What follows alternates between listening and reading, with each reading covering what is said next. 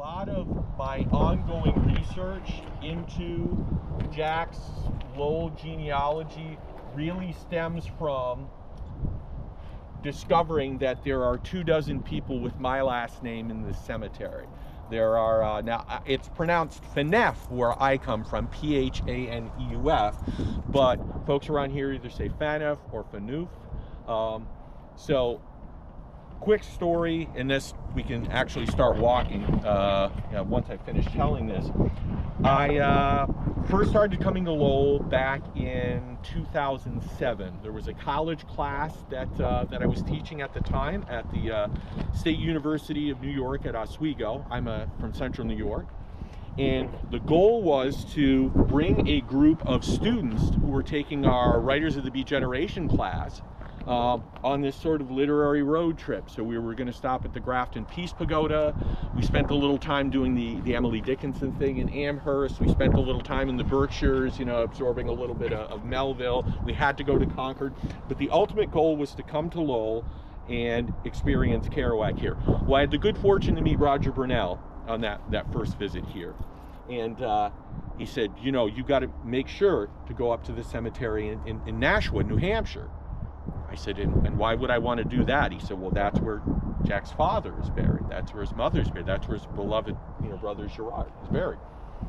So I went up to Nashua, to St. Louis de Gonzague Cemetery. Walked in with no plan. I had no clue where anything was. And I stumbled upon Kerouac on a headstone. I said, I found it. And then I looked at the backside and realized I don't recognize any of this information. Who the heck is this?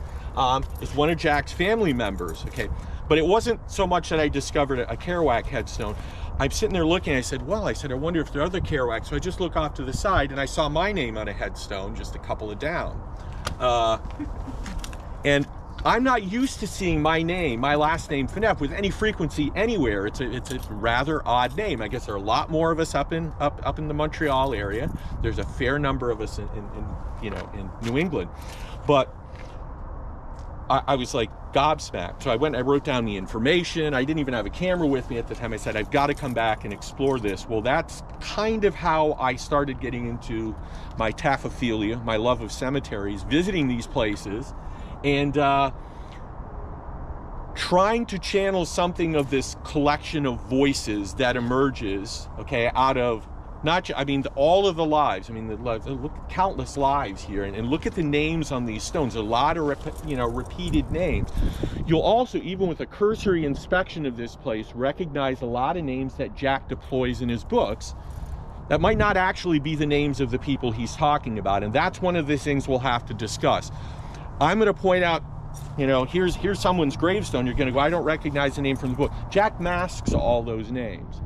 His goal later in life was going to be to give people back their real names, okay, in order to create this large overarching story of his life that he was going to call the Doulois legend. Well, he never lived long enough to see that happen. But in the 47 years that he was here, he did an awful lot of writing. And, okay, for those of you who are interested in the broader kind of scope of Kerouac studies, one of the best places to go for online Kerouac information is a site called beatbookcovers.com. It's maintained by a gentleman from Bristol, England named Dave Moore. Dave Moore is a scholar, collector. He's been writing about, studying, collecting Kerouac since for many, many decades. But in the late 1970s, he started coming up with this thing he calls the Doulois Legend Character Key. And the Doulois Legend Character Key is basically a group of biographical profiles of all the real people who've inspired Jack Kerouac and about whom he has written in his books. There are over 600 of them. 600 individual people that Jack writes about. 210 of them, at least 210 of them, I know this because I've rewritten individual biographies for them, are from Lowell or the Merrimack Valley. So a third of the people that Jack writes about in his literary corpus are local folks, okay? So they inspired him, They kind of inflamed his imagination. I mean, sometimes he uses like really, really accurate representations of people. Sometimes he does very fanciful things with them. But in beginning to kind of look and focus on the Lowell people, and by the way, the reason I focus on the Lowell people is the Lowell books, Dr. Sachs, Visions of Girard, okay, Vanity of Douloise, a text that not enough people have read. It's more recently published in a book called The Unknown Kerouac, but it's called Memory Babe. It's a wonderful, wonderful, much easier to read than some of Jack's more experimental works. But a story about his growing up years, his teen years, his mid-teen years in Pawtucketville. Jack writes about this place right to the end of his life. His last published novel is Vanity of Douloise, published in 1967. A good chunk of that is about Lowell. By the way, I love telling people this. Of all of Jack's books, Vanity of Douloise, the last book written and published in his lifetime, has more characters in it than any other book he ever wrote. It was almost like there was this urgency to kind of get as many people, get as many, you know, of these individual tales into the archive before he left the planet. So guys, a lot of this started just with me trying to find out something about my own history here in the Merrimack Valley. But I was a Jack Kerouac reader from a very young age. I got into the Lowell books because I was looking for something different. And now it's just blossomed into this project where I spend a lot of time here because of those 200 people that Jack writes about from this area. Nearly 100 of them are buried in this cemetery. So no cemetery in the United States of America has more people that Jack immortalized in print than this place. So there's something to be said for spending a little time looking around here. So guys, here's what we're gonna do. We'll go to the first spot, and we're gonna go up the hill. I'm sorry for the little bit of a climb. It's all downhill from there. Not hopefully figuratively speaking, quite literally, it's all downhill once we get to the crest of the hill. That's a good place to stop. If at any point along the way you have questions, anything that you want to ask, and by the way, I should have done the plug for LCK. Lots of wonderful things going on today. Panel discussions, poetry readings, musical events, film screenings, tons and tons of stuff. So if you are able to attend other events, great. If at the end of this tour you feel like passing a buck, you know, to the LCK people for the continuing, you know, ability. I've got an official envelope. Okay. But by the way, don't give $1 until I prove that I'm not completely full of crap. Okay, so give me a little while to actually win your confidence. So we're just we're going to head off this way, folks. So folks, I'm not going to assail you with. I mean, you're going to be hearing lots of trivia, so I don't need to assail you with any more, you know, kind of outside the realm of Kerouac history. But I love the fact that this place is an extension of the Franco-American life in Lowell that Jack was at such pains to document in every one of his books after The Town and the City. So for those of you who don't know, Jack's first published novel came out in 1950, and he went to some lengths to mask his ethnic background. The Kerouac family becomes the Martin family in that. Now there's clearly, you know, Martins here in this cemetery, but Jack actually tried to anglicize the family name a little bit, and one of the reasons for that is that he didn't think that there was going to be an appeal amongst his own kind of ethnic population for, you know, the kinds of books that he wanted to write. So this place helps realign you with Jack's history as a Franco-American person.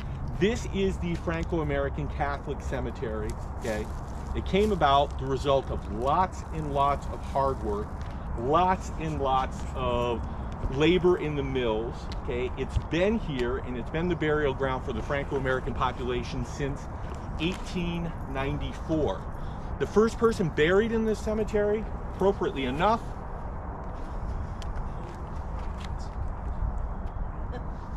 (1894), a gentleman named Alphonse Desormeaux, forgive me pronunciation, okay?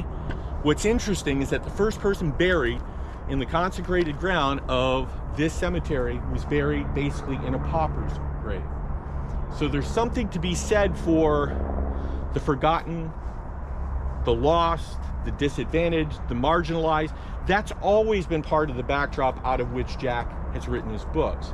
So I wanted to take you here to start the tour because I have a little bit of something I'd like to read on the other side of the cross here. For those of you who don't know, this is where the oblates, the missionary oblates with basically the missionary presence here in Lowell that helped bring this place into being. So let's go up on the other side of the cross.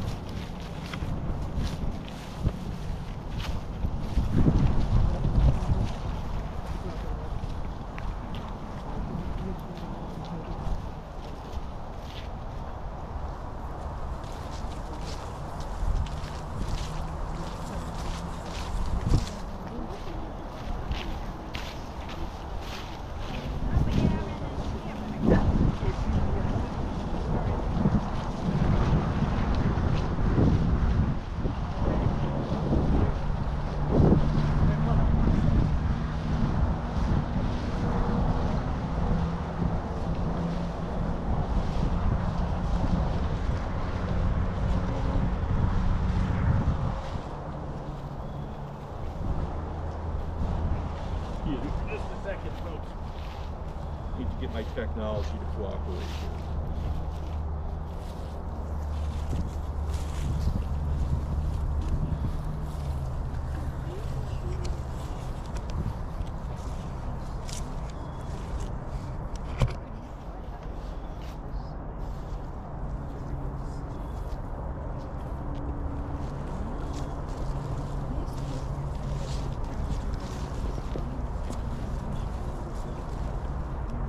Let me read for you an excerpt. I won't read the entire thing. This was published in the Lowell Sun on October 26, 1969. It reads, especially when he was very young, Jack Kerouac came to the rectory next door for consolation and advice. He wanted to be a writer. He most excitedly felt that he had something to tell the world, and he was determined to do it. We encouraged him, and so did many other people, including in a very special way, Charlie Sampas. We'll return to that name, Sampas, in a little bit. Jack Kerouac wrote his books and he made his mark. The only people for me, he wrote, are the mad ones, the ones who are mad to live, mad to talk, desirous of everything at the same time. Champion of the forgotten and of the forlorn and of the free, in modern fashion, Jack Kerouac expounded the Beatitudes. And all about them, there is the aura of a mystique. His talent was prodigious, and truly, he became a master. He believed that the whole universe belongs to each individual, not to one particular person, but to everybody. Now, how is the individual going to own and enjoy what actually belongs to him in the first place as his birthright? Spiritually is the answer. Namely, the individual can actually own the whole universe, which belongs to him in the first place only in proportion as he is willing to share. And to share completely is to give up completely. Christ did it. Our hope and prayer is that Jack now has found complete liberation. One of his books is about his brother who died a little boy, The Visions of Girard. Jack is now sharing, the visions of Girard. Not only may they rest in peace, but also the numberless bodies and souls whom Jack so powerfully shook up right out of the lethargy carry on with faith, courage, success, happiness, and prosperity, world without end, in the name of the Father, and of the Son, and of the Holy Spirit. Amen. Hallelujah. I'd like you to take a look here at this grave right in front of me. Those words were written by this man named Armand Morissette. He was ordained in 1935 And 2 years into his life ministering here in Lowell, he was in the rectory one day, the big church, St. John Baptiste on Merrimack Street, and this young 15-year-old boy comes in who's feeling a little bit uncertain of himself. I want to be a writer. I'm interested in doing this, but people are laughing at me. People are telling me I can't do this. I can't make a living doing it. My father's telling me I can't make a living doing this. Some of my friends are saying I'm kind of a sissy for wanting to do something like that. Well, one of the first people to give Jack kind of practical and spiritual counsel about his dream of becoming a writer was Reverend Armand Spike Morissette. Thank you very much. Now, guys, Armand Spike Morissette is one of the most fascinating figures in Jack's Lowell story. Here are a couple of pictures of him. Now, here's a bit of trivia about him that I absolutely love. He's the only American to actually serve in the French Navy during World War II. Now, he never saw combat, okay, but he was the chaplain for the French Navy because they had a boat of French soldiers, French sailors who were stationed in Boston on a boat called the Triumphant. So at the time, they needed somebody to minister to them, kind of keep them, you know, spiritually square while they were serving time. He did that. He did that with such zeal that they made him a captain in the French Navy. And actually, he won the French Legion of Honor later in his life.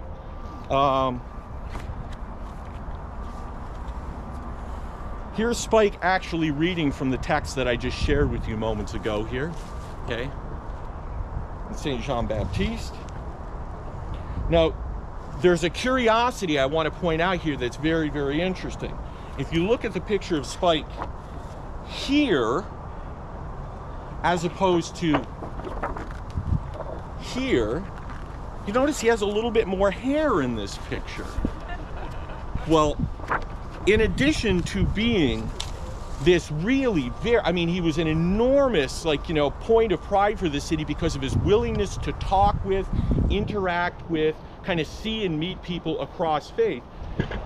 He was also the chaplain for the International Brotherhood of Coiffeurs, okay?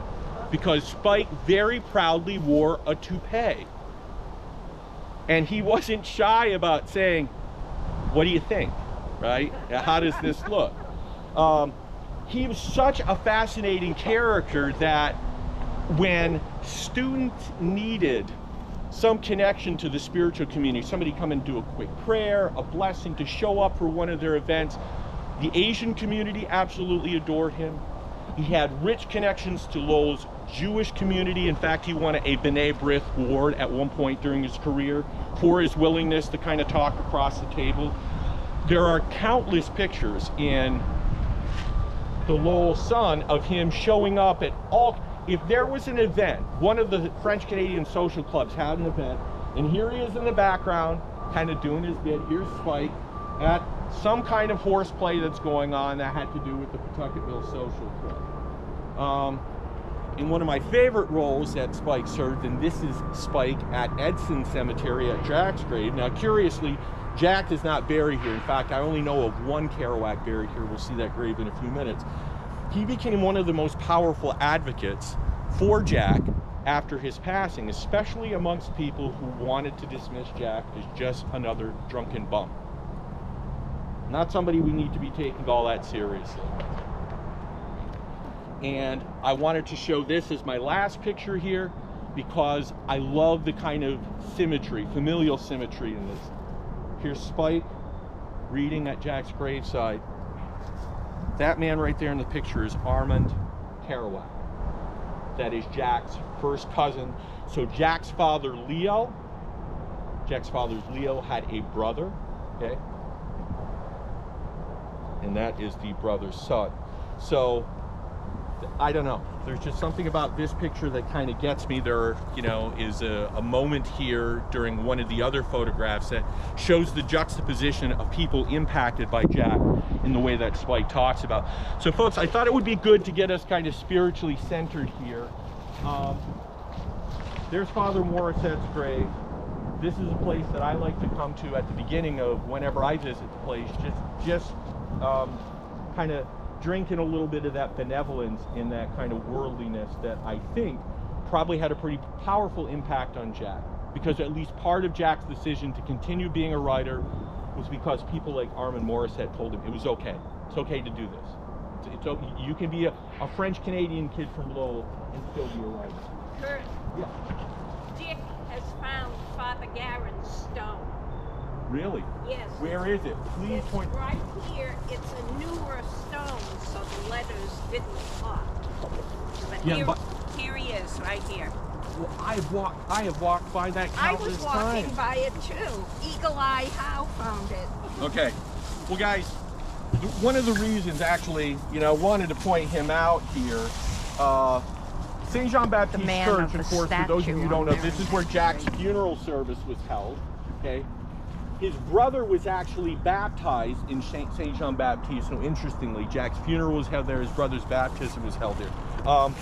But Garen is this absolutely remarkable figure, and the more I read about him, the more I start feeling like this guy truly embodies something beatific. His ministry work, the kind of community building he did here in this city is remarkable. So if there is a Franco-American footprint left in the city of Lowell, a lot of the artifacts of that footprint come from this man. And it's actually, I've been here, I can't even tell you how many times I probably walked by this. I never seen it. Because They're very good. Yeah, it's a newer stone, and the letters don't pop the way those do. And he has a statue. By the way, the statue went up a year after he died. Okay.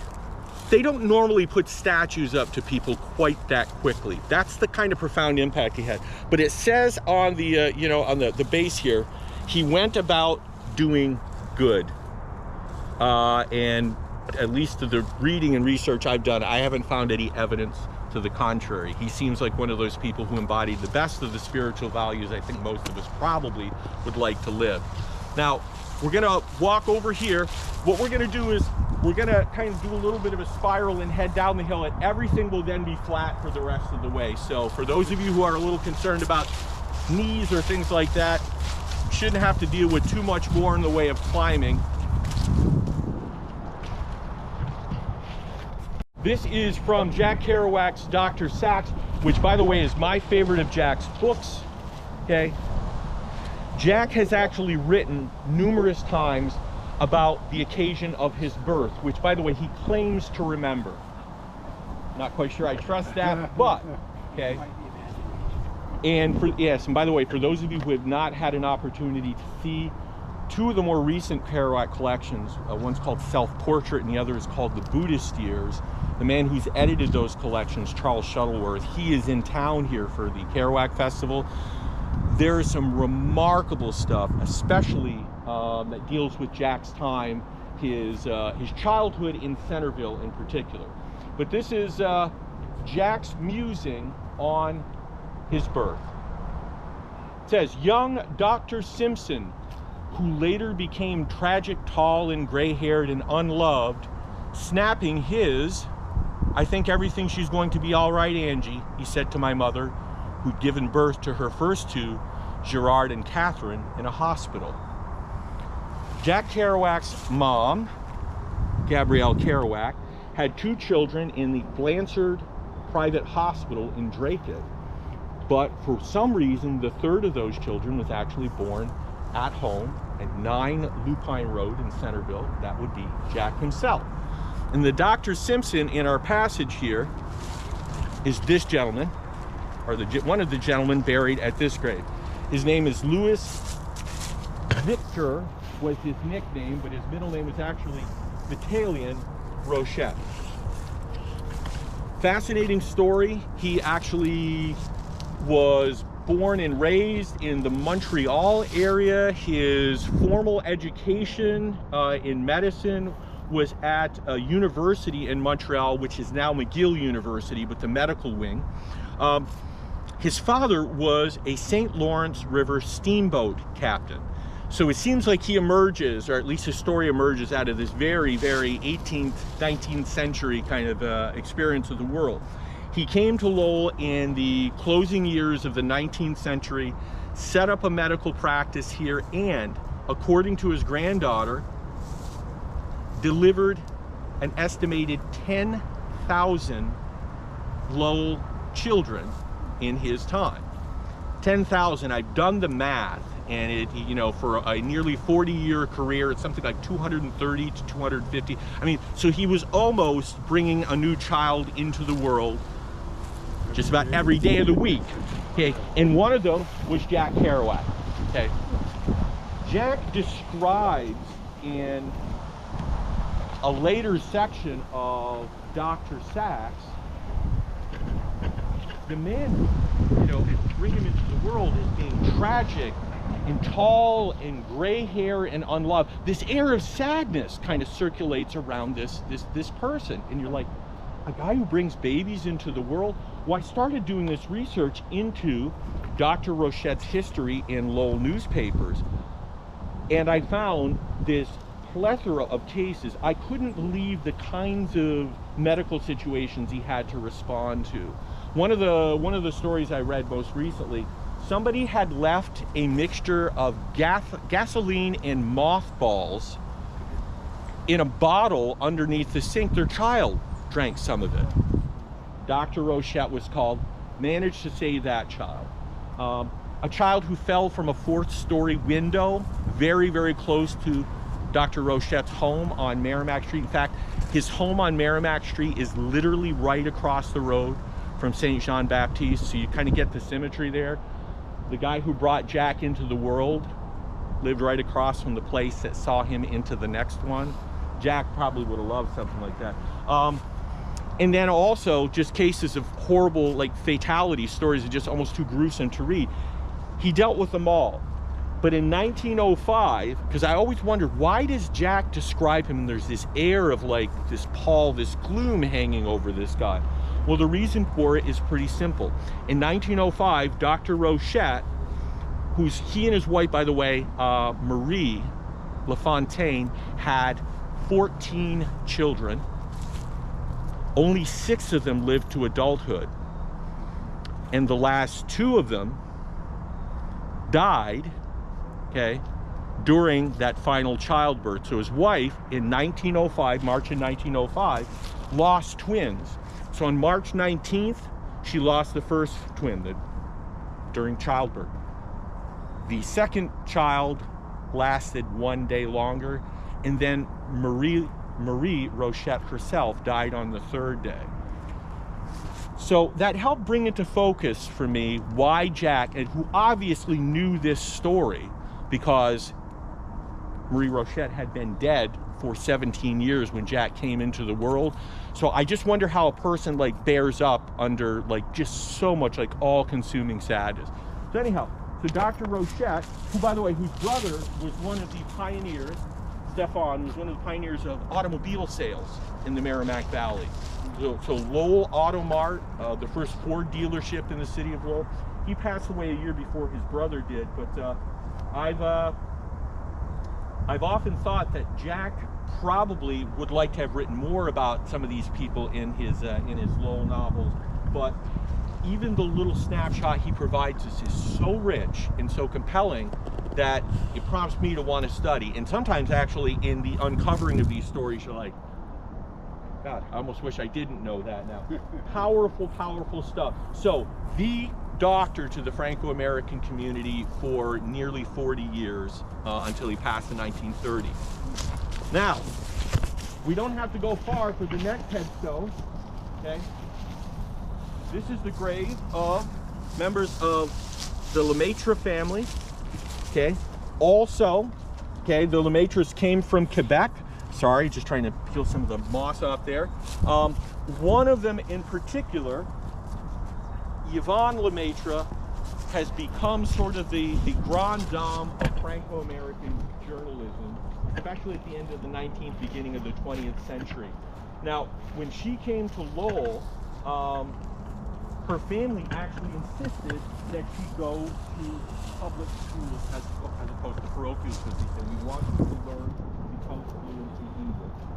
And it was her fluency in English that allowed her to write for both. For L'Etoile, she wrote for the Boston, let's see, the Boston Transcript, the Smart Set, the New Yorker. She wrote for La Travailleur. I mean, she wrote for so many publications, and a lot of her writings were actually almost broadcast from across the ocean because she actually wrote about her travels in Europe. So Yvonne Lemaitre is not just a world traveler, the top tier of Franco-American journalists. I mean, there should be a monument to this woman somewhere. But in 1950, she writes what I contend is the second most important review ever written of any Jack Kerouac's books. She writes a review of Jack's first novel, The Town and the City, where she basically says, it's wonderful. He animates these characters. And by the way, this was written in a French publication. So for Jack, seeing this, it's like, so wonderful laudatory things. But she stops just short of giving the book universal praise when she says, but you've kind of taken the ethnic roots out from underneath the thing. You're hiding, you've held back on the fact that you're Franco-American. Don't do that next time around. Jack was so absolutely, I mean, just overjoyed with this review. He wrote her a letter, it exists in a selective letter, where he says, it's almost as if an aunt had written a review of my book. I'm so honored by the things you said. He said, and I want to tell you, I want to write in French, said, but I'm losing the language. I'm not as fluent as I need to be. He said, but you can't capture my experience of the world by stripping away that. He said, so I will never do that again. She never got to live to see Jack, you know, publish the second book because, and I got to make sure that I got my numbers correct here. I believe it's 6 months shy of the publication of On the Road, Jack's second novel. She passed away. So the most important review at the beginning of Jack's career, and of course everybody knows about the Gilbert Milstein review of On the Road, which is the one that sort of made Jack's public reputation.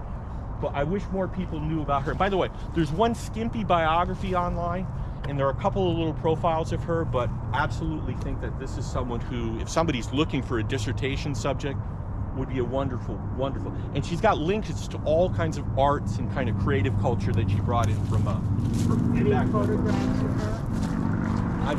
In fact, very good question. Thank you for asking. I do have one photograph of her. Oh, by the way, I meant to point this out, guys. You might find this interesting. You know, this is the equivalent of Jack's birth certificate, his return of a birth. This is what, so Dr. Rochette, who filed this, but I love the fact, his name is spelled Kerouac, K-E-R-O-A-C-H.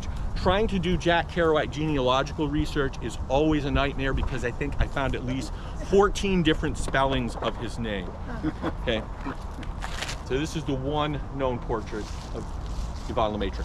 And this is from the first decade of the 20th century. I mean, the picture even looks kind of 19th century. She became very reclusive, something of a hermit near the end of her life, so she didn't travel much. I mean, she won some prizes, she won some acknowledgement, but she seemed content to actually spend most of her time just trying to chronicle Franco-American life in New England, which I think she did probably more than any other writer that I know of. We'll shift over here, guys, one more before we actually take a little bit of a walk. I was here last autumn. Snaps and photographs of Archambault Funeral Home. And the building was still intact. It is not intact. In fact, my car just down the hill, I have about 10 bricks that I've absconded with. I was a little worried. I thought maybe somebody might arrest me for so I literally pulled some bricks because I was like, I can't believe that this building is going down after its 120 plus year history. By the way, that building has been there since, I think, since 1918, so it's a little over 100 years old. Archambault was actually, there was a different location for the place right across from St. Jean Baptiste. But folks, the two men I want to tell you about here are Amédée Archambault and Dewey Archambault. Now, Amédée Archambault is the founder of what was considered the first funeral home that catered pretty much exclusively to the Franco-American community in Lowell. And Mr. Archambault did that at the end of the 19th century and ran his business until the mid-1930s, when he just became too ill to do so. It was taken over by other members of his family. One of the other members of his family, who was also a licensed funeral director, became more famous as a lawyer and the first Franco-American mayor in the history of the city of Lowell. His name is Dewey Archambault. And Dewey Archambault saw the city of Lowell through the Great Flood of 1936, because his mayoral term was for 35 to 39. So I've been doing some reading about like some of the things that some of the kind of really, in the moment of severe crisis work that he had to do, kind of building connections, but also helping to build the infrastructure to keep something like the damage that could have been actually much worse, but keep that from ever happening again in the future. So he had offices on the main drag in Merrimack Street on Kearny Square.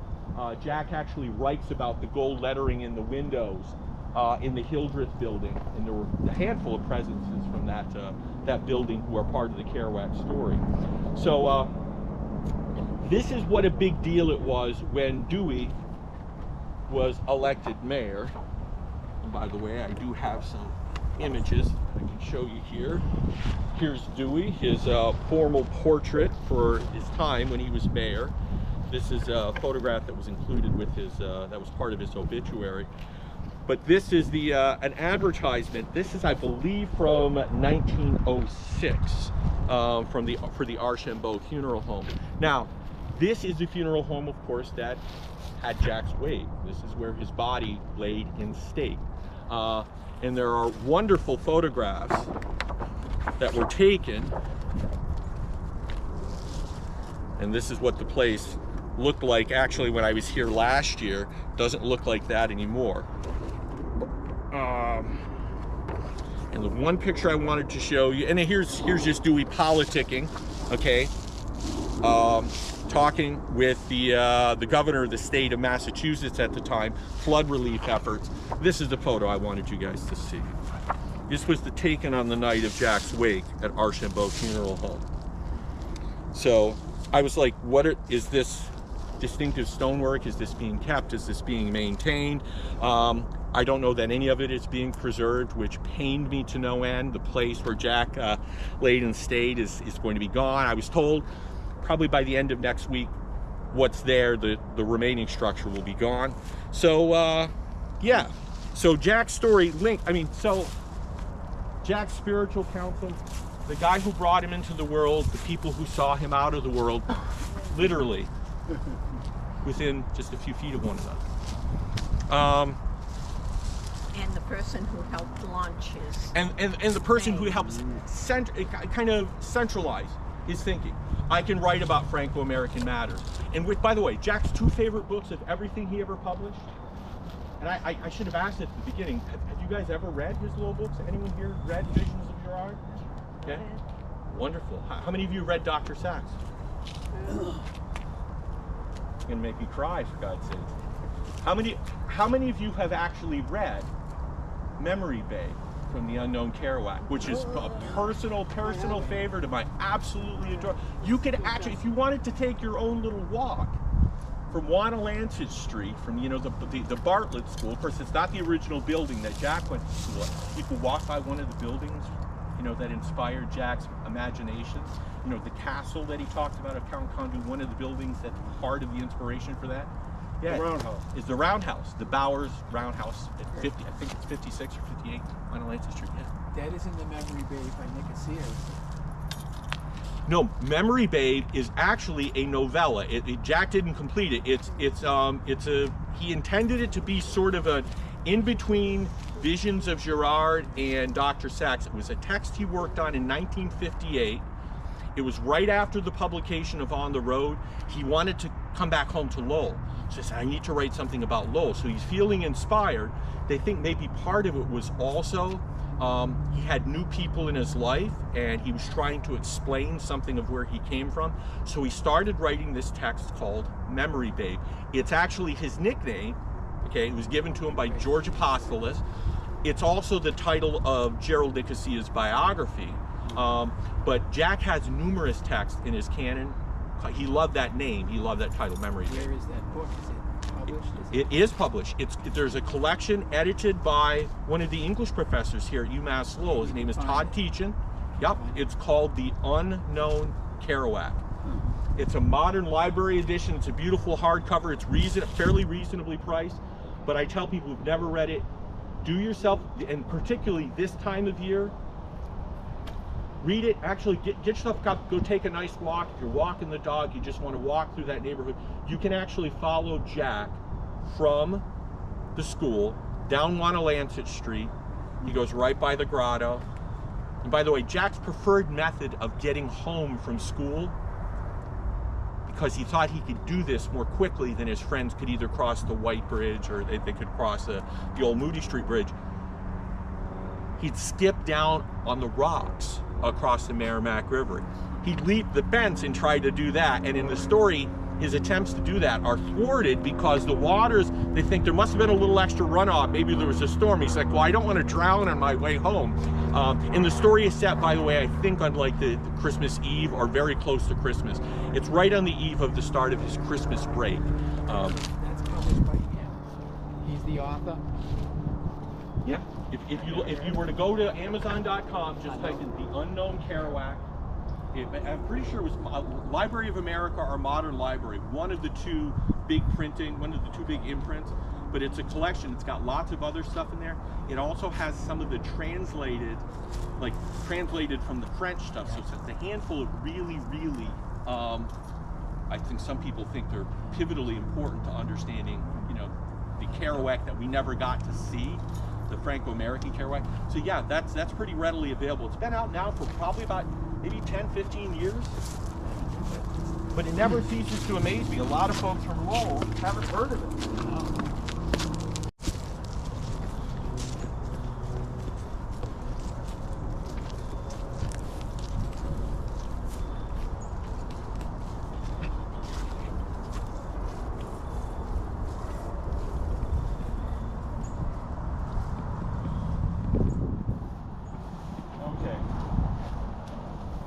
I don't know if any of you were at the roundtable discussion. We had one of the first events at LCK this year. It was a very interesting and at points heated discussion about Jack Kerouac. Some people are not really happy about its racial politics because it's almost like, like the book is kind of written in this black vernacular. It makes some people uncomfortable. But Jack was a specialist in voice. He was really interested in the varieties of not just like human vocal register, but the kind of turns of phrase, the syntax people use when they spoke. And also people who were underrepresented in literature, classic literature. Well, the conversation got off to a little bit of a contentious start when somebody objected to something one of the panelists said. Well, one of the artifacts they brought out to complicate people's understanding of this was this picture of Jack Kerouac, okay? And if you look, this is Jack with an auto harp here, okay? Jack attended parochial schools up through 5th grade.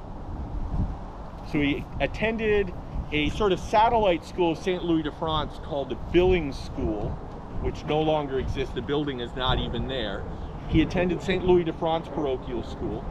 And then when his family moved from Centerville to Pawtucketville, he attended for 1 year St. Joseph's on Merrimack Street. So this is a photograph of Jack, and there was some kind of musical program that was offered for the kids. It was titled A Musical Sketch. Here's Jack. I'm not quite sure what he's dressed at.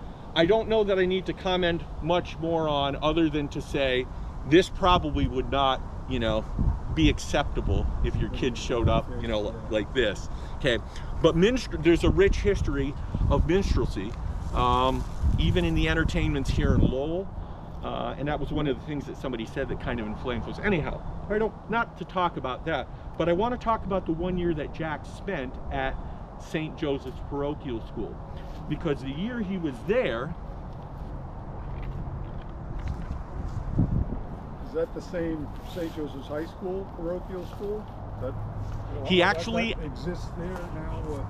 which is Saint. I graduated in '69 when he was buried, so I was actually at Jack's funeral. Oh. You were at Jack's funeral. Yeah. What are your recollections of the Well, cross section of people who were there? It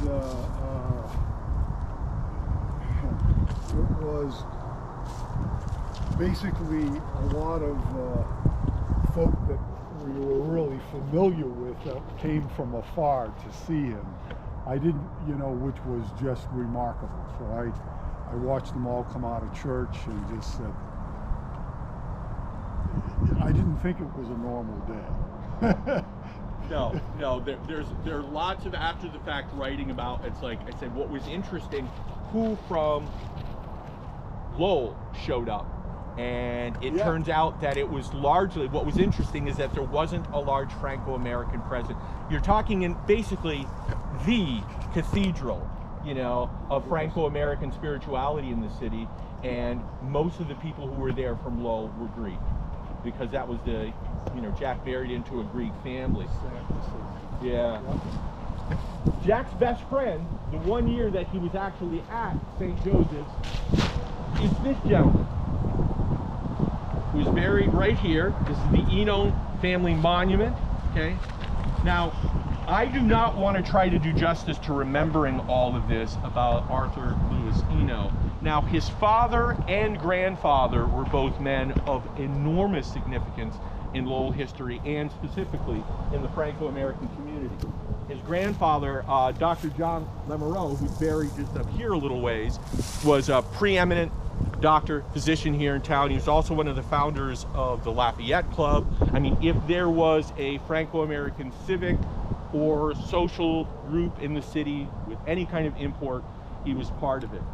His son, Arthur Eno Sr., lawyer, judge, figure of enormous kind of prominence in the city, and his son, Arthur Luis Eno Jr., is the guy who becomes Jack's buddy.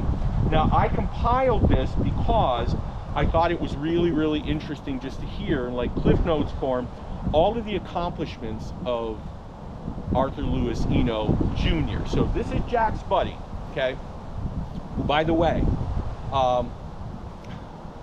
Jack always said that his father had told him one time, he says, well, the reason we had to put you in public school, right? And Jack was like, no, why'd you have to put me in public school? He said, you were so smart. You were competing for the top spot in the class, and some people with a little bit of influence applied some pressure, and they looked into it and they said, hey, you don't live in the district or something like that. So I ended up having to put you in that public school, he said, but they knew you were the smartest kid in the school. You were the top student in the class. I'm sorry, all apologies to Jack. Jack was a very, very bright kid, but the #1 student in his class that year was Arthur Luis Eno. And here's at least a little of the proof of why I'm saying that.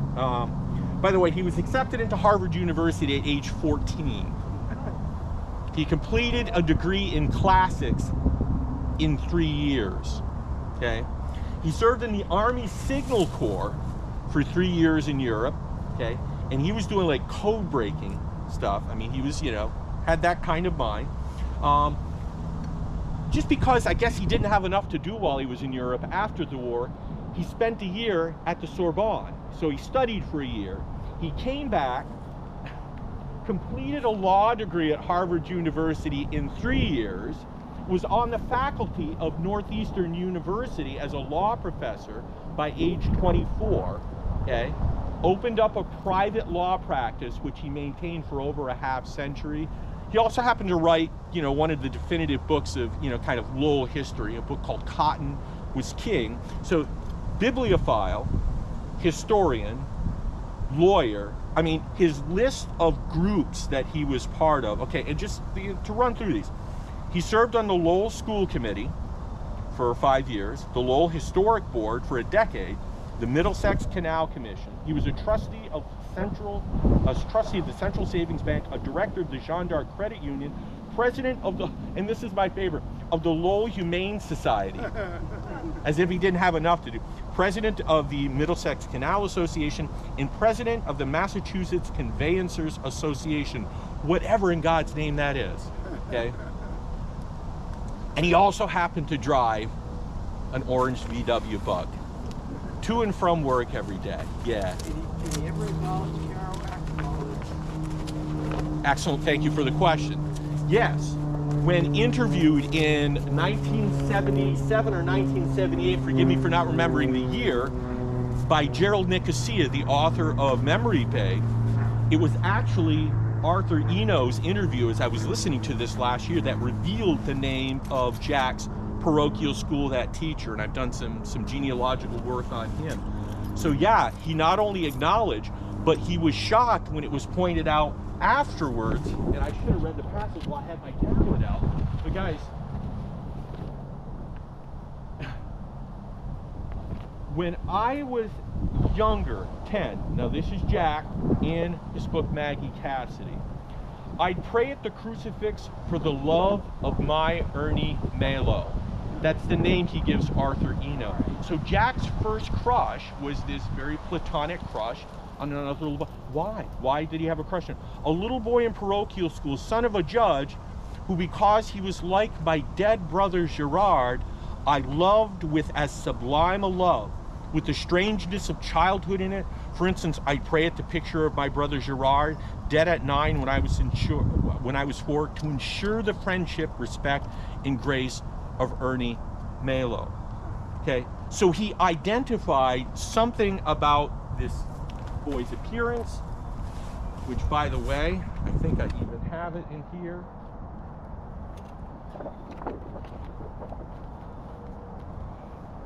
Here's Jack at about the time. This is Gerard Kerouac, taken just less than a year before his death. And I don't have any high quality pictures, but this is Arthur Luis Eno, who, by the way, had won a spelling bee here in town. And that's how I got this photograph, who in Jack's mind, the two kind of bled together, became like a version of the same person. So Jack's first innocent platonic crush was a little boy that looked like his brother, or he thought looked like his brother. And there was a Lowell Sun article, I'm trying to remember what the context was, where Eno talked about Kerouac. Like if you kind of Google around, it may come up. Might have been in the 90s or the early 2000s. Have you seen that article? I may have it. I've got so much stuff bookmarked that I haven't, processed or made my way through. Actually, it may have been an article the year when he died. You know how the Lowell Sun very often has a cover story about somebody whose obituary is going. I think that may have been it. So whatever year he died, or if you look up his obituary, you might come across that. It was very nice because it mentions how so many people in Lowell thought and spoke badly about Kerouac, and Eno says something very respectful and appreciative. Well, yeah, and what's interesting, at the time when Jerry Nicosia was writing his book,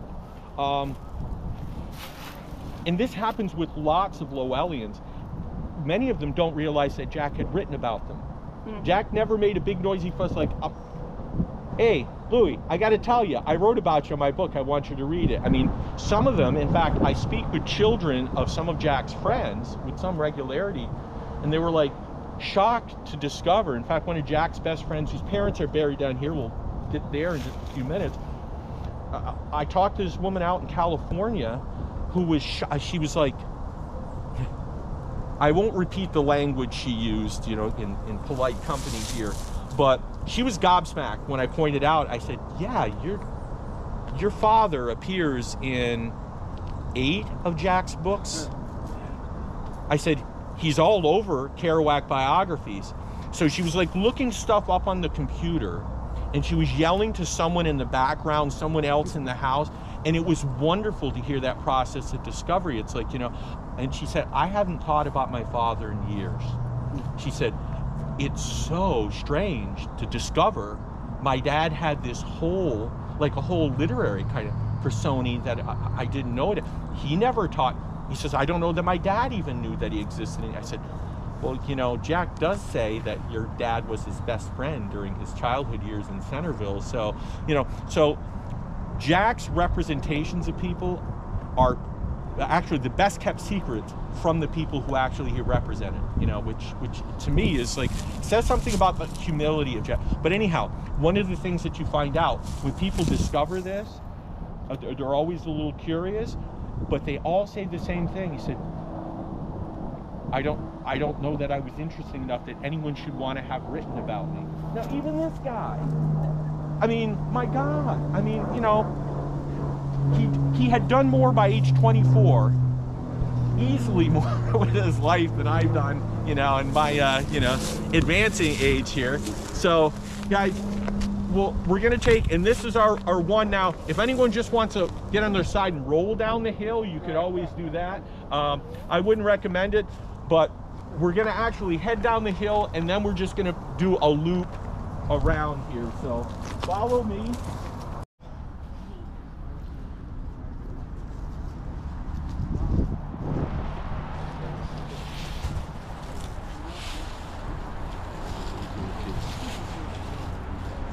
All right, folks, I just talked about Jack's intense identification with this young boy who he thought reminded him of his brother Gerard. If you've never read Jack Kerouac's Visions of Gerard, it's an almost painfully poignant book. But for anyone who still clings to this notion that Jack was some kind of representative beatnik bohemian, anyone who clings to that idea who hasn't read that book, I think is up for a really kind of eye-opening surprise when they read just how quiet and controlled and tender that book is. Now, I want to read a passage from Visions of Gerard because it's going to point us to now the grave that we're going to be looking at is right behind the rather impressive Noack stone here. Okay. It says, okay, in Visions of Gerard, the following: I do believe I remember the gray morning, must have been a Saturday, when Gerard showed up at the cottage on Burnaby Street when I was 3, with the little boy whose name I can't forget, and the consistency of it like lumps of gray mud. Plurda. Balls of sorrow are his name. Sniveling at the nose which he had no handkerchief to blow, dirty and a little holey sweater. Gerard wants Mama Ange to give the little boy Plurda some bread and butter and bananas. Ya femme, he's hungry. From a poor and ignorant family likely, and they'd never feed him except at supper or an occasional, perhaps, lard sandwich. Gerard was acute enough to realize the child was hungry and was crying on account of hunger, and he knew the munificence of his own mother's home and took him thereunto and asked for food for him. Well, that little boy, Plurda, is in fact one of the 12 children of the Beaupre family. By the way, Herbert and Arlene Beaupre are right here. Okay, Herbert Beaupre's military stone is here. Proudly served his country during World War II. 2 of the Beaupre brothers, both John and Herbert, were classmates of Gerard Kerouac's at St. Louis de France School. Okay. This is one of the representative stories that Jack tells about his brother as a way to kind of highlight, you know, it's like the fact that there was something about my brother. Now, Jack maybe remembers this. Maybe this is just a story that was told to him by his mother, but it made enough of an impression on him that years later, when Jack returned to Lowell, this would have been 1954 when he was in town, he used to do these massive marathon walks around the city, and he was walking around and he saw Herb Beaupre going about his day doing his work. In fact, he was a truck driver at this point in time, as Jack points out. And he sees him now, he's like 5'10", you know, 180, 190, this much bigger man. And Jack, it would have been too awkward for him to ask, but he wanted to ask him, do you remember that little boy who brought you home that one time, you know, to help feed you? Now, Finances were probably pretty tight at the Beaupre household. Typical mill family, 12 kids in the family, okay?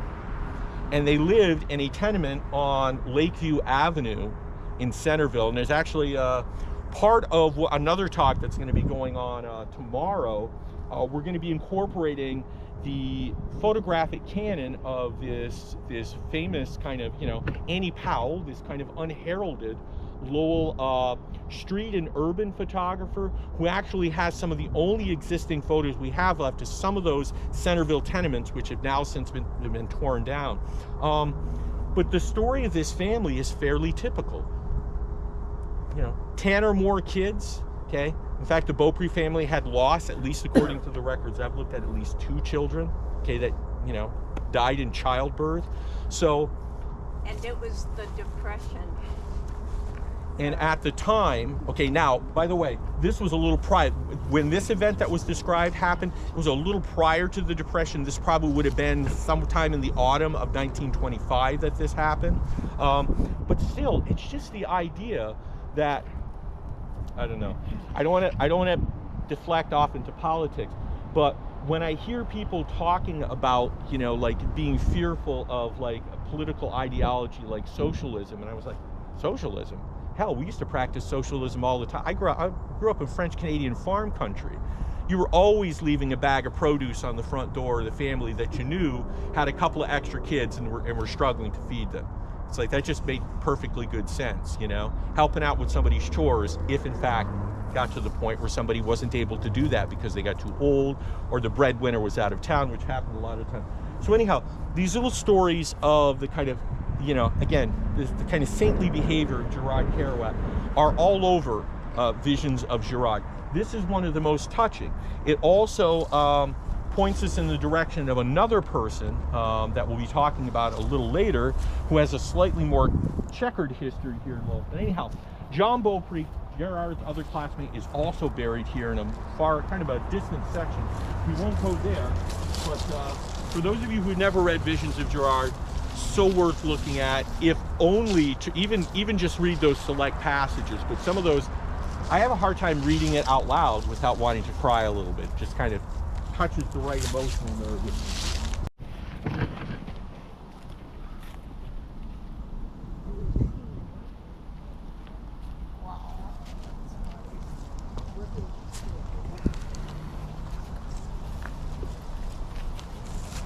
And by the way, folks, I had a number of pictures, but I know I'm kind of getting bogged down. I don't want to be any more tedious than I already am. But this is Herbert Beaupre here, who, by the way, was very actively involved in all kinds of veterans groups after the fact of his service. And in fact, it's another picture, but not a very good one. He actually worked as a nurse's assistant at a VA hospital. So his involvement with veterans causes continued right to the end of his life. He and his wife, by the way, only had 8 kids. They didn't have quite as many. Now, I want to tell you a story about this handsome young fellow in the back here.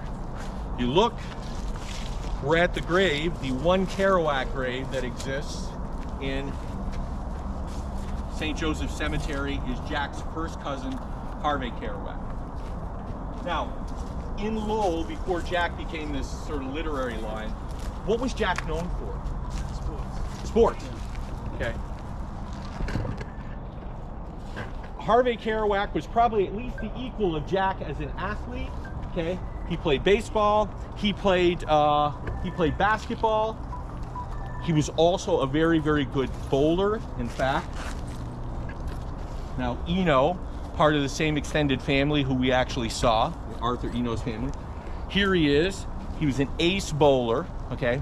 And it turns out that the musical gene that Jack never really like formalized in any way. It's not like Jack had formal training as a musician. People talk about how musical his prose is. Absolutely true. Herve Kerouac had pretty serious musical genes. In fact, he was a cantor at St. Jean Baptiste Church, at the great choir there. He sang for the CMAC choir. I stopped after I think about 25 or 30 newspaper articles documenting him performing doing a solo at some kind of religious rite or some kind of familial situation, some kind of community event. He is actually in the newspaper all the time, just as much for his musical accomplishments. Now, his sister, Beatrice Rouleau, okay, who Jack writes about, was a classically trained world-class pianist, okay? So I wanted to share this with you because I think it's kind of, you know, at least for me, it's one of the details that always gets me about this story. Harvey Kerouac, okay, won a Bronze Star for meritorious service and a Purple Heart for injuries sustained in France on November 12th, 1943. His service and his injury in Europe made both the French language and the English language newspapers here in Lowell. And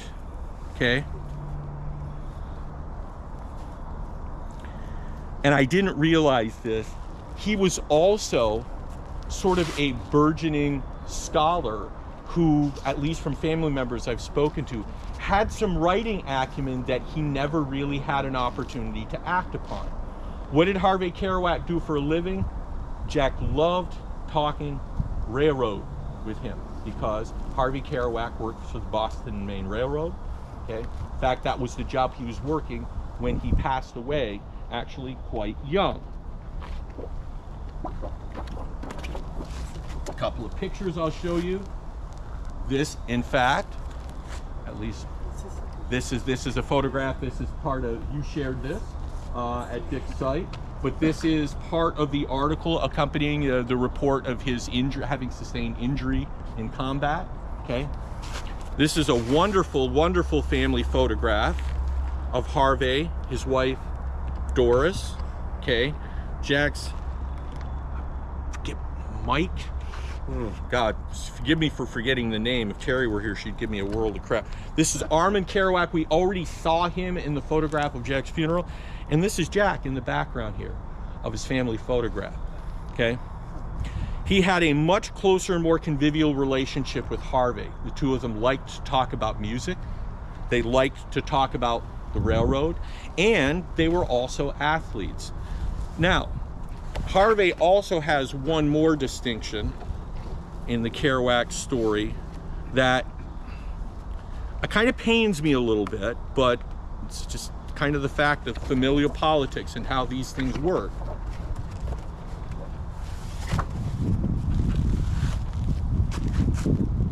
This is Jack's funeral from October 1969. The pallbearers here, you've got Joseph Chaput, Joe Chaput, who was one of Jack's drivers and buddies. He was actually a proofreader for the Lowell Courier, I believe, or an editor. We know that, of course, legendary American poet Allen Ginsberg. Okay, Jack's brother-in-law Tony Sampas. I mean, just those three right there. That's already that's a weird party. You know, whatever's going on at that. Jack's sort of protector, kind of wrangler during the '60s, Billy Kumancelis. Okay. The only member of the Kerouac family who was in Jack's funeral party, who was one of his pallbearers, was Harvey Kerouac. By the way, there's another great photograph of this. Right across the street from here is the offices of Louis Rochette, the doctor who actually brought Jack into the world. You gotta love those kind of poetic symmetries. And the last picture, and I did want to show this, because sadly, less than 2 years after Jack died, so did Harvey Kerouac. He had a massive heart attack. And I keep hoping one of these years, Jack's niece, Terry Kerouac, one of Harvey's daughters, is going to show up. She always threatens to show up, but I think she gets a little overwhelmed at the idea that, oh my God, somebody's going to be talking about Dad. Yeah. They're going to expect me to say something. So for those of you who are trying to at least be completists here, this is Harvey Kerouac's headstone, okay, his military headstone. So there are lots and lots of parallels between Jack and Harvey. Again, they seemed like there was enough similar temperament there, but sort of like Jack's uncle, Joseph Kerouac, who used to go on these long sort of, you know, very, very sad ruminations about how none of the Kerouacs last very long. We're just filled with sadness and we die young. Sadly, turns out to be rather prophetic in the case of a number of Jack Kerouac's family members, because he and probably his closest male family member in his own generation died within just a couple of years of one another. So, all right, folks, we're gonna head off in this direction here. So, how am I doing for time? 12:13. Okay, good. Got to speed up probably a little bit. In his book, The Town and the City, Jack creates for himself this huge, vibrant, rollicking, close-knit family. Okay, the Martin family. Well, Jack didn't come from a large, rollicking, even particularly close-knit family, other than in some ways. He came from a much smaller family, but Jack always projected, okay, this idea about like wanting to be part of a large family. He had great examples of large families, okay, that he draws from and that influenced him. At least a couple of the folks we're going to meet at the next grave site are members of one of the large families that had a profound impact on not just Jack as a person, but also on his literary output, particularly his first novel.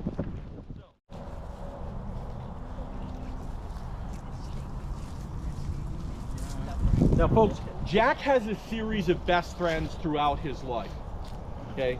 If you've read any of his Lowell books, I mean, obviously he had this, you know, very close but very short bond, because he was only, you know, 4 years old when his brother Gerard died.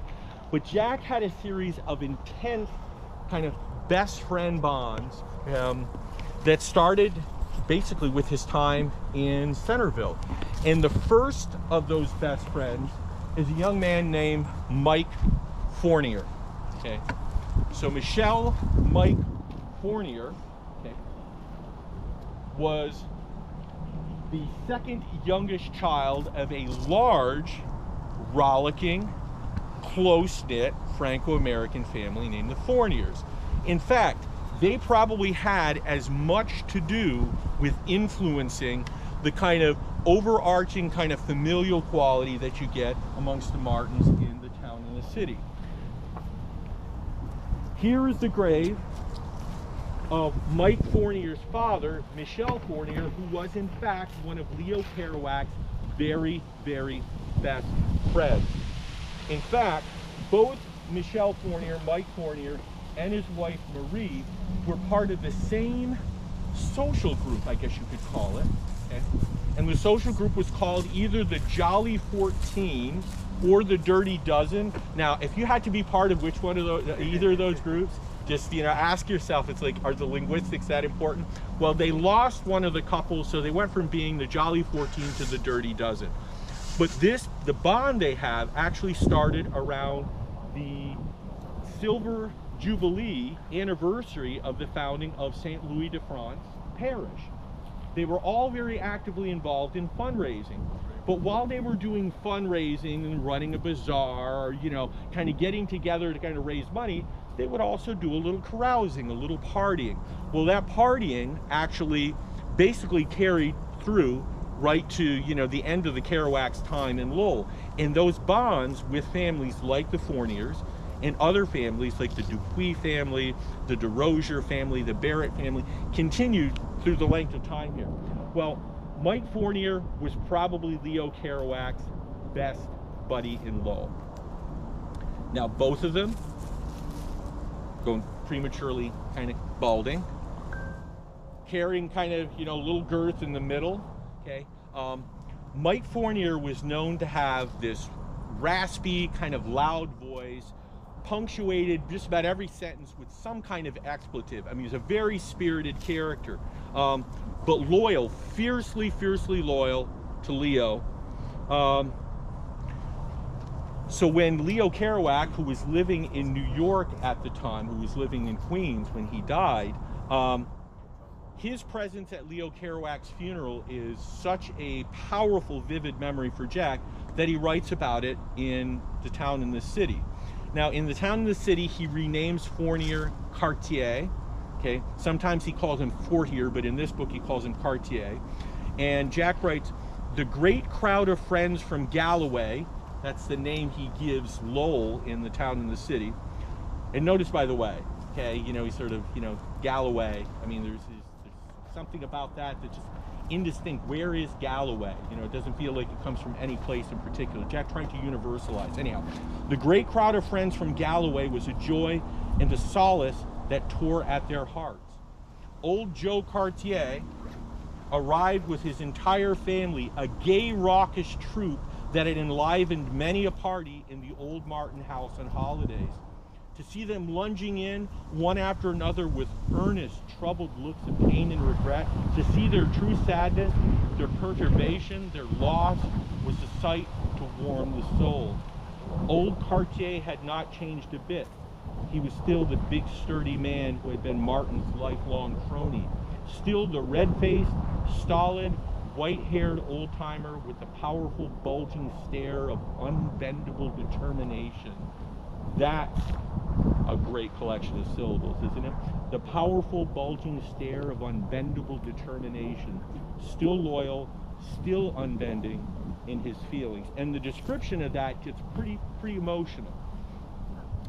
Often lost in the conversation is how important Marie Fornier was.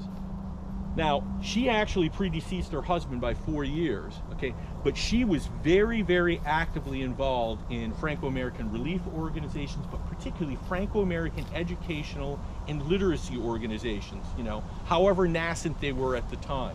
So these people, okay, in fact, are probably more the model, okay, for the Martin family in The Town and the City than Jack's own family was.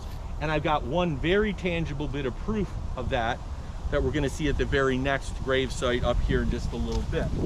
So, well, excuse me, 2 grave sites, but we have just one brief stopping up. So you know, Jack Kerouac. Correct. So right here, I got it. Oh my God! I was just talking about your dad. I just said to Colette. This is my sister. Hi, Kurt. Hi, how are you? These are my goggles. This is my sister Colette. I'm a hugger. I'm a hugger. I think that's my father right there. I know. I That's just my talked about father. it. Yeah. That's Oh my God! I'm gobsmacked. My mother. I'm absolutely gobsmacked. I was just said. I was hoping. I said one of these days she's going to show up. I told you one of these days I'd show up. Well, yes, and We're going to see my parents right now. We just saw my grandparents, my WWII family. I was born in 1950, and he'd come over our house to visit my meme, routine. She'd walk upstairs. She lived with us, and he'd come with a brown paper bag. I don't know what was in that bag, but I think I know now that I'm, 75 years old. But anyway, make a long story short, he'd come to visit meme routine upstairs, and they would visit, and then he'd come down and see us kids.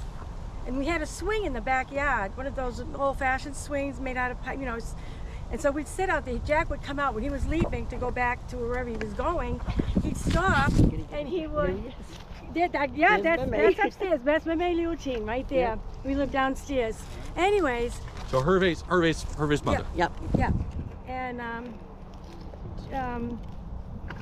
he would read us at the swing. Jack would come out, he'd sit with us, he'd swing, and he'd start singing French songs to us. And one of the most famous French songs he used to sing is Petit Jésus Bonjour, which in French means good morning, Jesus, and Frère Jacques, which everybody knows, Frère Jacques. Yeah. And we'd swing, and then we'd start getting to be like almost like darkness, and my father would come out and say, okay, les enfants, Jack, il s'en va là, il faut qu'on rentre à la maison. So Jack would leave. When he'd come back, I'd ask my father, where does Jack go when you drop him off in Lowell? And he said, the railroad tracks. He'd go to the railroad tracks, and that was it. Yeah, that's wonderful. Good. I hit all the right points then, because when I was talking about your dad, I emphasized the connection to the railroad. Yeah. But by the way, I stopped looking because I just found too many of them. But I think after about the 25th or 30th article in the Lowell Sun, where your dad's name was mentioned for his beautiful singing voice. And by the way, I forgot to mention this. Harvey was a tenor. Yep. So he was, you know, so he had that, you know, the kind of voice that's going to do the solos in lots and lots of religious and/or ceremonial music. He sang in our church choir at St. Jean the Baptist. Yeah. I also sang in the church choir. I inherited the voice. Don't ask her to sing. Well, she already did. She already volunteered at least a little bit. Kerouac. Okay, So, little sister. so this is wonderful. So did you just happen to stumble upon, or did you know? Well, no, I actually knew you were going to be here today Okay. at some time. I wasn't sure, and we went to the cemetery in Nashua first because I live in Nashua. So we went to see Jack's parents and all them there, and my Meme and Pepe Kerouac, Leontine, and that. Are they in the old or new St. You're Louis de in the Gonzaga? old one. You're in the old St. one. Louis de Gonzaga. Okay. Yeah. So we were there first, and now we're just making the rounds here. And I just came to visit her from just Maine. moved to Maine. Yep, she just up went back northern to Maine. So I haven't been to Lowell in years. Yep, I long wanted to time. see my She's gonna have the parents shock of her life. She hasn't go to seen the Lowell cemetery yet. and see Jack and see who Okay. left Forever. anybody left anything in his grave. They usually leave something. Have you been always to the find some Edson good- yet? yeah, Did they leave anything? You go to I Edson's. haven't been there this week. Oh, you haven't been. There were a I've few been artifacts there, but Yeah, I didn't artifacts. see lots of stuff. Normally, a few more things. Like sometimes people come and put like little whiskey bottles in. Yeah. And like, you know, he did Celebrate his life. bleed out, you know, from like an badly ulcerated stomach. I mean, That's not right. exactly the That's kind of right. thing you want to endorse. That's Kerouac's are wild. What can I say? Okay, so folks, yeah, the So I don't wanna imprint of interrupt- authenticity. I don't wanna I interrupt want to interrupt your you, talk. but I'm glad to Well, meet you all. Thank no. you. I had to introduce myself because I've been been dying hoping to you would meet show you. up. You know. Yvonne, Thank you. One of a kind. Are you're in town for even a few more hours? Or? Yeah, we're gonna be riding around and gonna show her around Lowell again because, like I said, she hasn't been home in years and years and years. So we're gonna just take her home. Everybody comes home in October, I know. right? Right? Yep. Well, I do have a few more places I want to show you, but I'm Yes, like, yes. oh, hell, I can't top this. Have fun. Thank you so much. Great meeting you. Joy. Yeah, thanks for stopping by. Wow, and talk about that. This is obviously a musician. What timing? What perfect timing. Oh, okay. All right. Who are you people? What are you here for? All right, yeah, that's right. We're doing a tour. All right. We are going to be actually at the Morin grave here. And specifically this stone on the ground. These are the parents, but this should go. Folks, this is a photograph of now the no longer, you know, standing, you know, Moody Street Bridge. Okay. These are the girders in the under support. That water is actually crested. I mean, like literally that water is like gotten up into the architecture of the bridge. If you stand on the bridge that is actually exists there now, take a good close look at that, you're gonna go, no way. Water's gonna get high enough to do it. It did that in 1936. And it did that to catastrophic effect. Now, I'm not gonna try to make sense of the numbers for you, but the millions and millions of dollars in damage that was done all around New England would literally be in like billions of dollars of damage. And there was a significant amount of damage done in sections of Lowell, not all of Lowell, okay?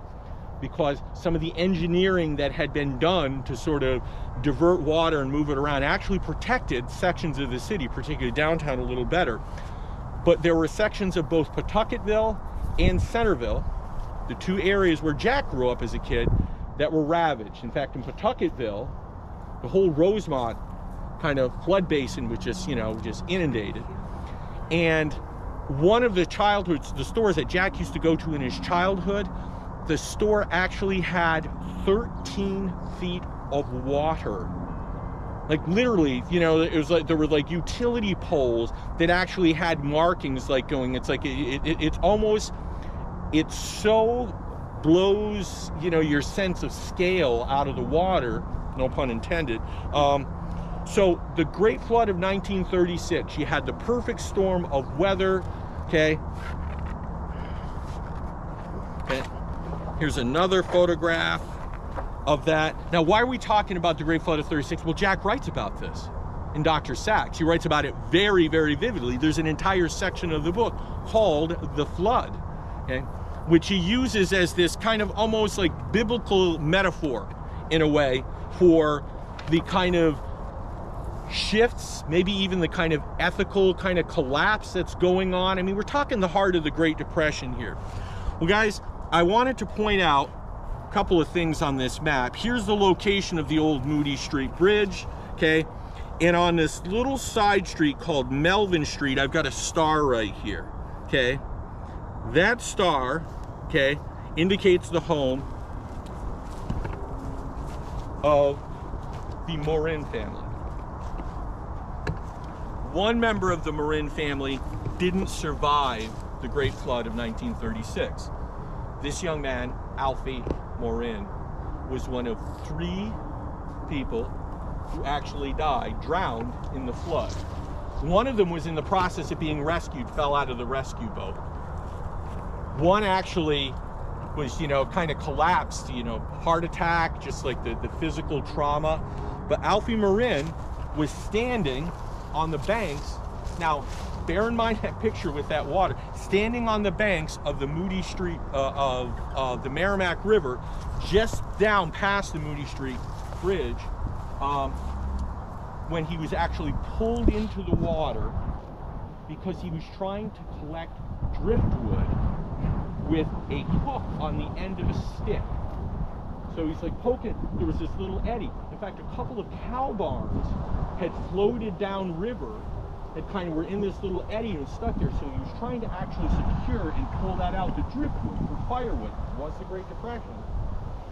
The mistake he made, the fatal mistake, was that he had this stick with the hook tied around his waist with a rope. 60-mile-per-hour like currents dragged him into the water. One of the things that's so very, very tragic about this story is that this happened on March 20th, peak period of the flood. His body wasn't found or recovered until the end of the month of May. And it was found by 2 young men who were out playing. Now, if you know anything about the kind of physical layout of the city, the geography of the city, where the Merrimack and the Concord rivers, kind of that confluence of them, not too far from the Jack Kerouac commemorative, but there was this sandbar just off like First Street there. His body had actually washed and been covered and buried in sand and silt, and it took a period of time before anyone discovered it. Then 2 young boys discovered it. So anyhow, since then, since this awful accident, Alphee Morin has been here. Now, what does this have to, well, yeah, it was part of the flood. Jack writes about it. Jack actually refers to the death of Alphee Morin. He renames him Roger Boyer. By the way, notice that, Alphee Morin, Roger Boyer. He actually gives these characters fictional names, but he often does so with a real reverence for the language, the sound, the sonics of language. So this boy, who is a footnote to one of the greatest natural disasters in the history of the American Northeast, and I'm not sure how often anyone comes here to visit him, even he, and clearly he doesn't know about it because Jack doesn't write Dr. Sachs until 1952. So literally decades prior, this young man's death rendered such an impact on Jack that he commits it, at least a reference to it. And he talks about it in terms of, he says, oh, the little boy, they're related to the folks who own the market. Really, really sad stuff. By the way, when I recommend people read Dr. Sachs, some people get back to me afterwards and said, I like it, but Jack was really hung up about death. Like really, really hung up. He writes about death a lot. I'm like, yes. He was incredibly sensitive to death. In fact, part of the Going to the Pawtucketville Night Tour is spent just like documenting all of the loss and calamity and death and mayhem that happened, that Jack records and commemorates in that book. For all of the great gleeful childish play, there's also a lot of mortality in that book. So come on up here, guys. So a few rows away.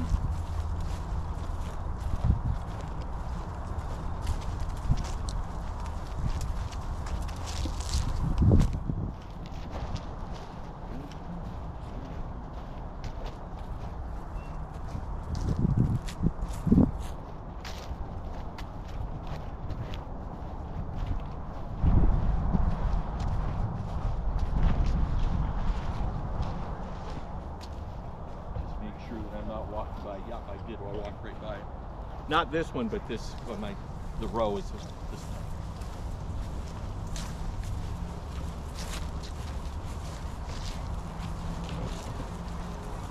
Now, when I say this, I don't want anyone to be mistaken, okay? Jack's biological sister is not buried in this cemetery, okay? His sister Caroline, he only had one sister, is buried in Florida. But Jack's literary sister, okay, is buried in this cemetery. I was telling you about the Fornier family a little while ago. They rendered such an impact on Jack that when Jack expanded his own family, the Martin family, to like give him, like, he had many more sisters and brothers than he had in reality. One of the people he chose as the model for his oldest sister, Rose Martin, is Miss Claire Fornier Reyes here. Now, really, really sad story. As you can see, she died quite young. She died while her husband was deployed overseas, World War II. She married a gentleman named Eugenio Reyes from the Philippines, okay? He wasn't even able to make it back for his wife's funeral. So, Rose Martin, in the town in the city, one of Peter Martin's and Frances Martin's sister, is right here. So, neat little footnote to the story of the town and the city is that Jack builds his family up with bits and pieces of people and metaphorical traits that he loves so much in other large families around him. I think Jack always wanted to be a member of a large family, but he did not have that opportunity, because by the time he graduated from high school, he only had one sibling left. So people were shocked. In fact, when people were being interviewed by Gerald Nicosia for the Memory Bay biography, they all said the same thing. It's like, no, Jack had like 4 or 5 brothers, didn't he? It's like they all actually had bought into the fiction that the family Jack, the real family Jack came from, is this large Royster. Not true at all.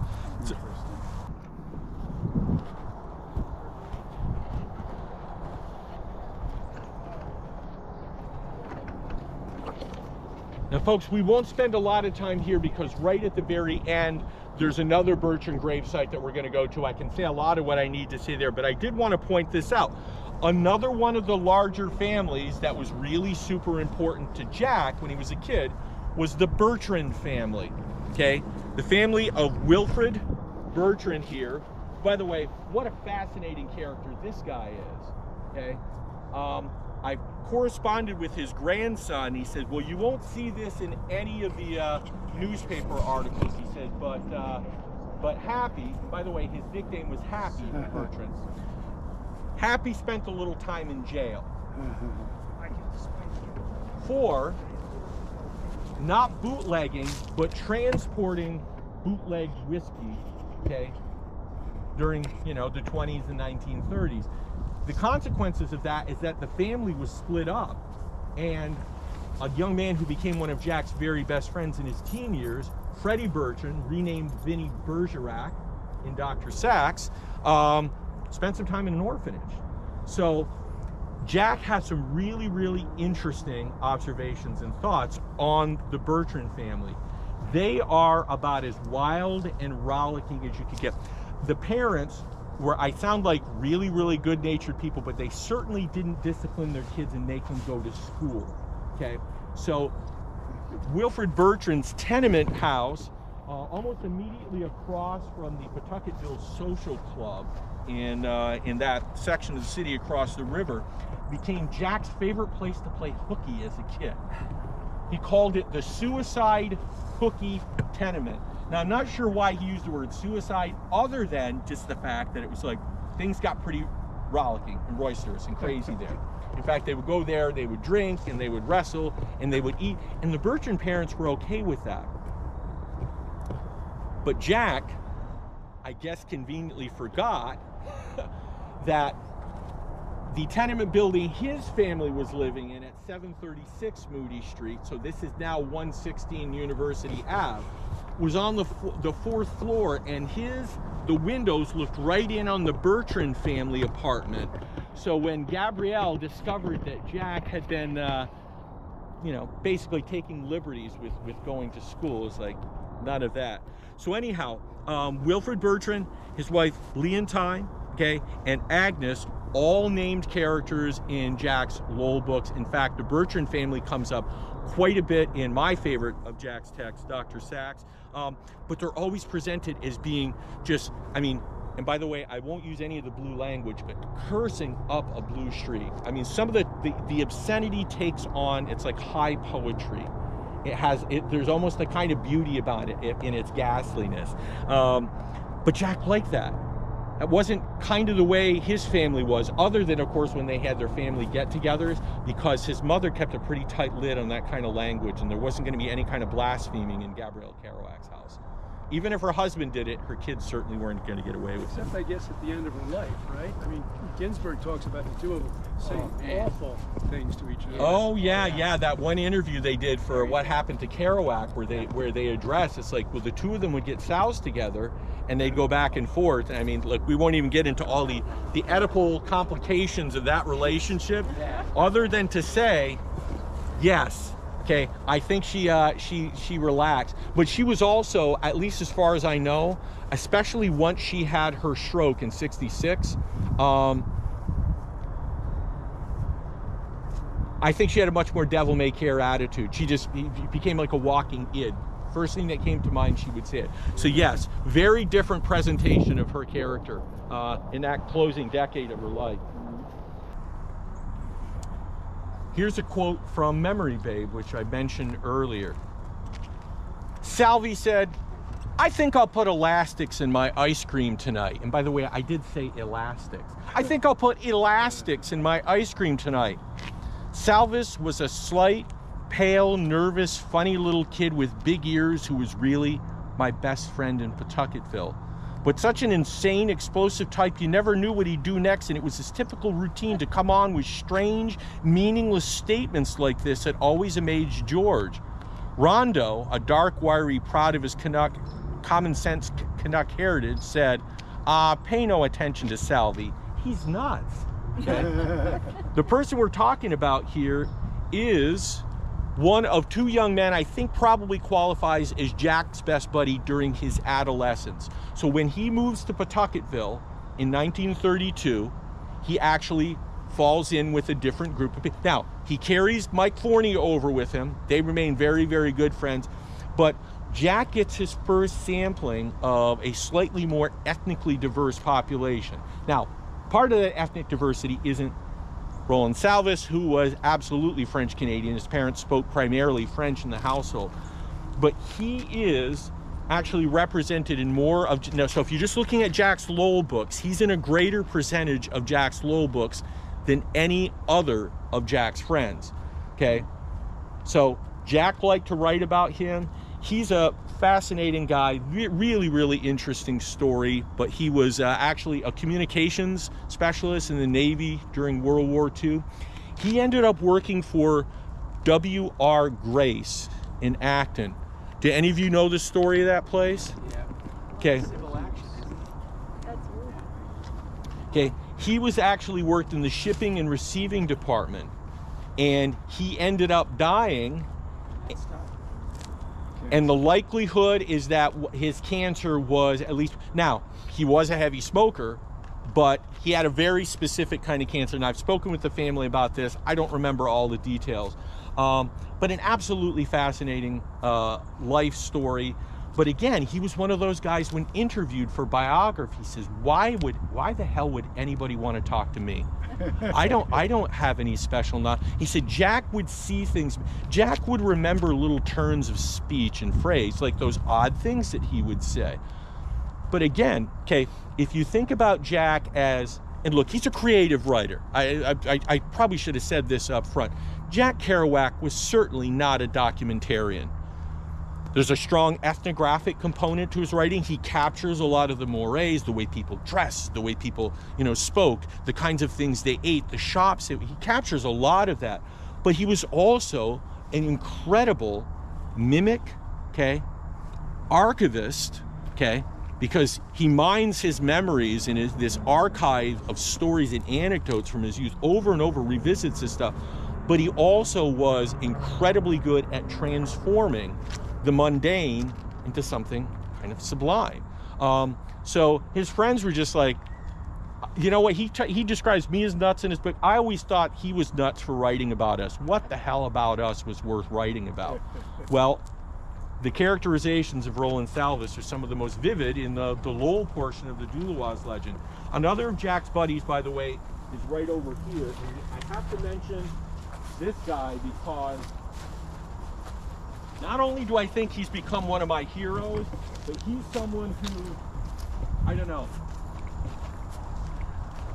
I've gotten a little older. I think about mortality more often these days than I used to, but I don't know, maybe I shouldn't be mentioning this in a consecrated, Catholic cemetery. But by the way, I've come from French-Canadian background, Catholic, but I'm thinking about a green burial. If that had, my wife and I have been talking about that. I said, just wrap me up in a sheet and, roll me in a ditch somewhere, preferably be not in a neighbor's yard, because, but I'm always, when I come into cemeteries, I'm always very keenly sensitive. I said, what kind of monument, what kind of stone, what kind of, visual representation does this person have? And sometimes people with the most remarkable stories have the most modest stones. Okay, and one of them is right here. Okay, another of Jack's buddies, in fact, graduated with the class of 1939 at Lowell High School, was his friend Joe Voyer, who he renames Al Didier in Vanity of Doulois. If any of you have been around Lowell long enough, and up to I think the 1970s, there was a florist shop in town called Flowers by Voyer. That was Joe Voyer's business, okay, which he turned over in the late 1970s, I believe, to his son, who has, by the way, Richard, who has since passed. I used to date his daughter, Linda. You can't. This is gold. This is the kind of stuff you hope for on one of these tours. Okay. Yeah, they grew up in Pawtuckaville, right down the street from me. Why the hell would some kid, this rough and tumble football playing kid, okay, from Pawtuckaville in Lowell, and he came from a large family, 8 kids in Joe Voyer's family, mill worker family. Why the hell would he end up being a florist? I think he became a florist in direct response to his experiences in World War II. Joe Voyer spent 3 years and 4 months in Japanese captivity, okay, and survived the Bataan Death March. Okay.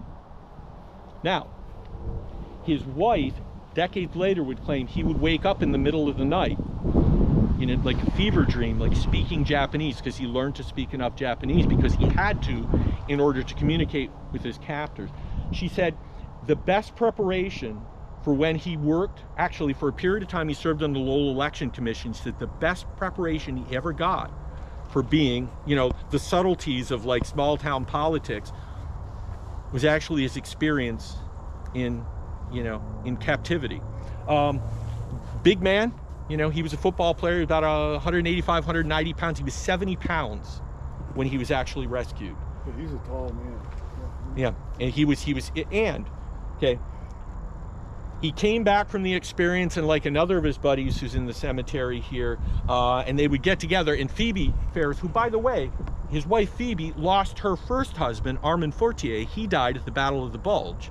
Okay, so she was a war widow, and they met at a local dance. He winked at her from across the way, and back then she's like, that meant everything. Well, he was so traumatized by his experience that he never actually was granted any of his medals, and the laundry list of medals that he got for his service is frightening. Phoebe carried out a posthumous campaign to get his medals for him. She says, because he wanted nothing to do with it. He wanted to forget that so badly, but that was the curse of his time in World War II. He could never forget it. So she said 2 things. He liked working around flowers because of the simplicity. Okay, I guess probably the sensory aspects of it were really, really good. But he also was able to stay close to, strangely enough, death, because he did lots and lots and lots of arrangements for funerals. And in fact, the first location of Flowers by Voyer was this brick building almost immediately across from St. Jean-Baptiste that used to house Archambault Funeral Home before it moved to Pawtucket Street. So Joe's story is an absolutely fascinating one. And when he was interviewed by Jerry Nicosia, there were times when he was talking where he would, you know, like, he would just kind of get quiet. He'd be in the midst of he'd be saying something, and it was kind of, he's around his buddies and they're having some beers, but then he'd just slip into these very soulful kind of moments. And I was always like, I said, I can't even begin to imagine, okay, what's kind of rolling around in this man's head, the result of his experience. So yeah, so Joe Voyer, one of you know, another of Jack's buddies, again, graduated from Lowell High School with him, who ended up surviving the war and made Jack have some very distinctly, very potent feelings about war and fighting and combat. And just as a point, as we're walking, Joe also used to wear a toupee, by the way. You were talking about Spike Morissette. He also wore a toupee. Yeah, and I don't know if I have it here. Oh no, I don't have it. But there's a wonderful picture. Now this is what Joe looked like. Again, it's blown up, so it's not a great, you know, but actually having a drink, you know, he and his wife were socializing, and this is on the 600 block of Merrimack Street, the second location of Flowers by Voyer. But his obituary picture, I was looking at going, He's got hair. Not only does he have hair, it's not good looking hair. I mean, it looks like It's very funny. He used to put it on in different ways to make everybody laugh. You know, when he'd come in and sit down at dinner. It was funny. Well, but that's one of the things. He also had kind of a ribald sense of humor. Yeah. There were a couple points during the interviews where the guys, and these were all Jack's buddies, they got to talking about some of the girls who lived in the neighborhood. Yeah. And I won't repeat any of what they said, other than to say, he had these. What's the best? He brought my grandfather right back to me, because my grandfather had a really kind of, you know, he had a colorful sense of humor, and he had this way when he would get ready to tell one of his patented, you know, inappropriate stories. Yeah. He had these little turns of phrase that he used to use. And I wish I could remember some. I wish I had recordings of them more than anything else. But yeah, that's nice. It's nice to have that those memories. Well, funny. I didn't know that about Joe, to be honest with you. It's a section of Lowell Cemetery that has some of the more eccentric characters from Jack's story. One of them is the young man, actually, one of Jack's friends, and I won't get into it other than to say, Omer X Noel, that's his real name, but he's called Zaza Vauriselle. Oh, okay. Zaza. Zaza, who is, how shall I put it, definitely pushes some boundaries, but he was one of Jack's more irreverent friends, and he was part of the group that was kind of actually, Freddie Bertrand, whose, you know, father's grave we're at a little while ago, attracted a lot of the local eccentrics, and one of them was Zaza Vauriselle. His family lived on Rosemont, and actually had to be rescued from their home as a result of the flood. So he's buried here. The one grave that I wanted to show you here, though, and I mentioned this earlier, the one unmarked grave that we're going to visit here is the former proprietor of Jack's favorite childhood store. Now, when Jack went to the store as a young kid living in Pawtucketville, what kinds of stuff was he in the market for? Well, candy, soda, but pulp novels. You had to have your Shadow and Phantom Detective and the Spider. All Jack loved, and in fact has lots and lots of tropes, riffs, little bits and pieces from that kind of literature in books like Dr. Sachs. Well, His favorite source for all of that stuff, buried right in this area. In fact, if you read Jack's Dr. Sachs, he has these very, very vivid descriptions of a person he named Destouches, or Destouches. Okay? His actual name is Joseph Desjardins. Some of his family members are buried also up here, but he's buried in an unmarked grave here. Now, Jack describes him in this way. We liked gloomy, tromping candy stores like Destouches. This was the brown establishment of an ailing leper. It was said he had nameless diseases. Oh, vieux Destouches, sometimes they'd call him, because in spite of the horrible reports about his health, they pity him for those rheumy eyes and shuffling, dull gait. He was the sickliest man in the world and had dumb, hanging arms, hands, lips, tongues, not as if idiot, but as if sensual or senseless and bitter with venoms of woe. An old dissipate. I can't tell what kick, drug, drunk, illness, elephantiasis, or what all. Now that is a vivid description, okay? Now, Joseph Desjardins had bad eyes. He had a club foot, okay? He was also, okay, gifted with, you know, I mean, what kid doesn't like to mimic someone's speech? Well, he had a lisp. So he spoke with a lisp. He limped, okay? He had runny eyes, and he was the source for your penny candy as a kid, right? So Jack... Good thing it was in wrappers. Maybe. Incredible. He said, but the one thing, he said, you never went to Desjardins' store, okay, with the hopes of reading any of, because when he had the new issues of the Shouter there, he would watch you like a hawk. If you weren't going to buy, you weren't opening, but you could at least go and drink in the covers, you know? So Jack has I mean, here's this guy who just ran a little variety store. In fact, if I were to point out the spot where that variety store is, you go, that is the very definition of inconsequential. Yes, it is, okay?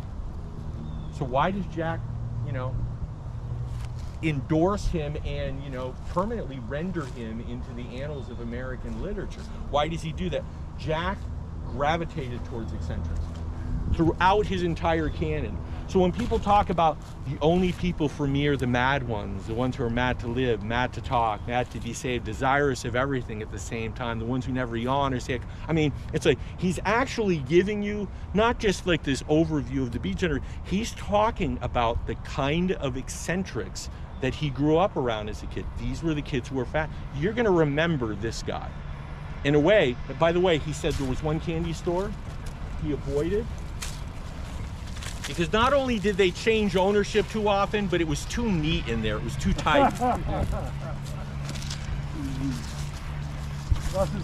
I'll kind of try to speed things along, but I absolutely have a couple of graves that I need to show you before we wrap up. So I'll walk a little faster. Apologies if I walk and talk at the same time. Yeah. Well, you can do that. That's incredible. Yeah. Chew gum. It used to be easier to do this. It's like now I'm like. Yeah. Right. Winded. By the way, love this story.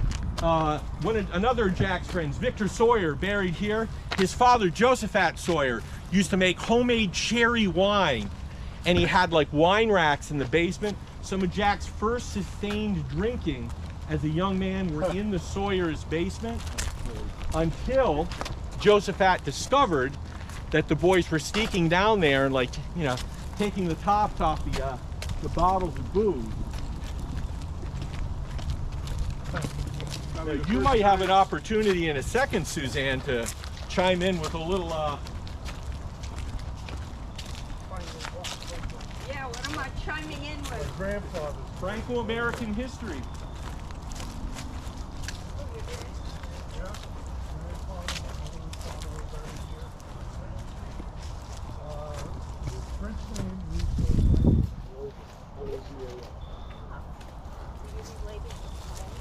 Yeah, he's my uncle. Yeah.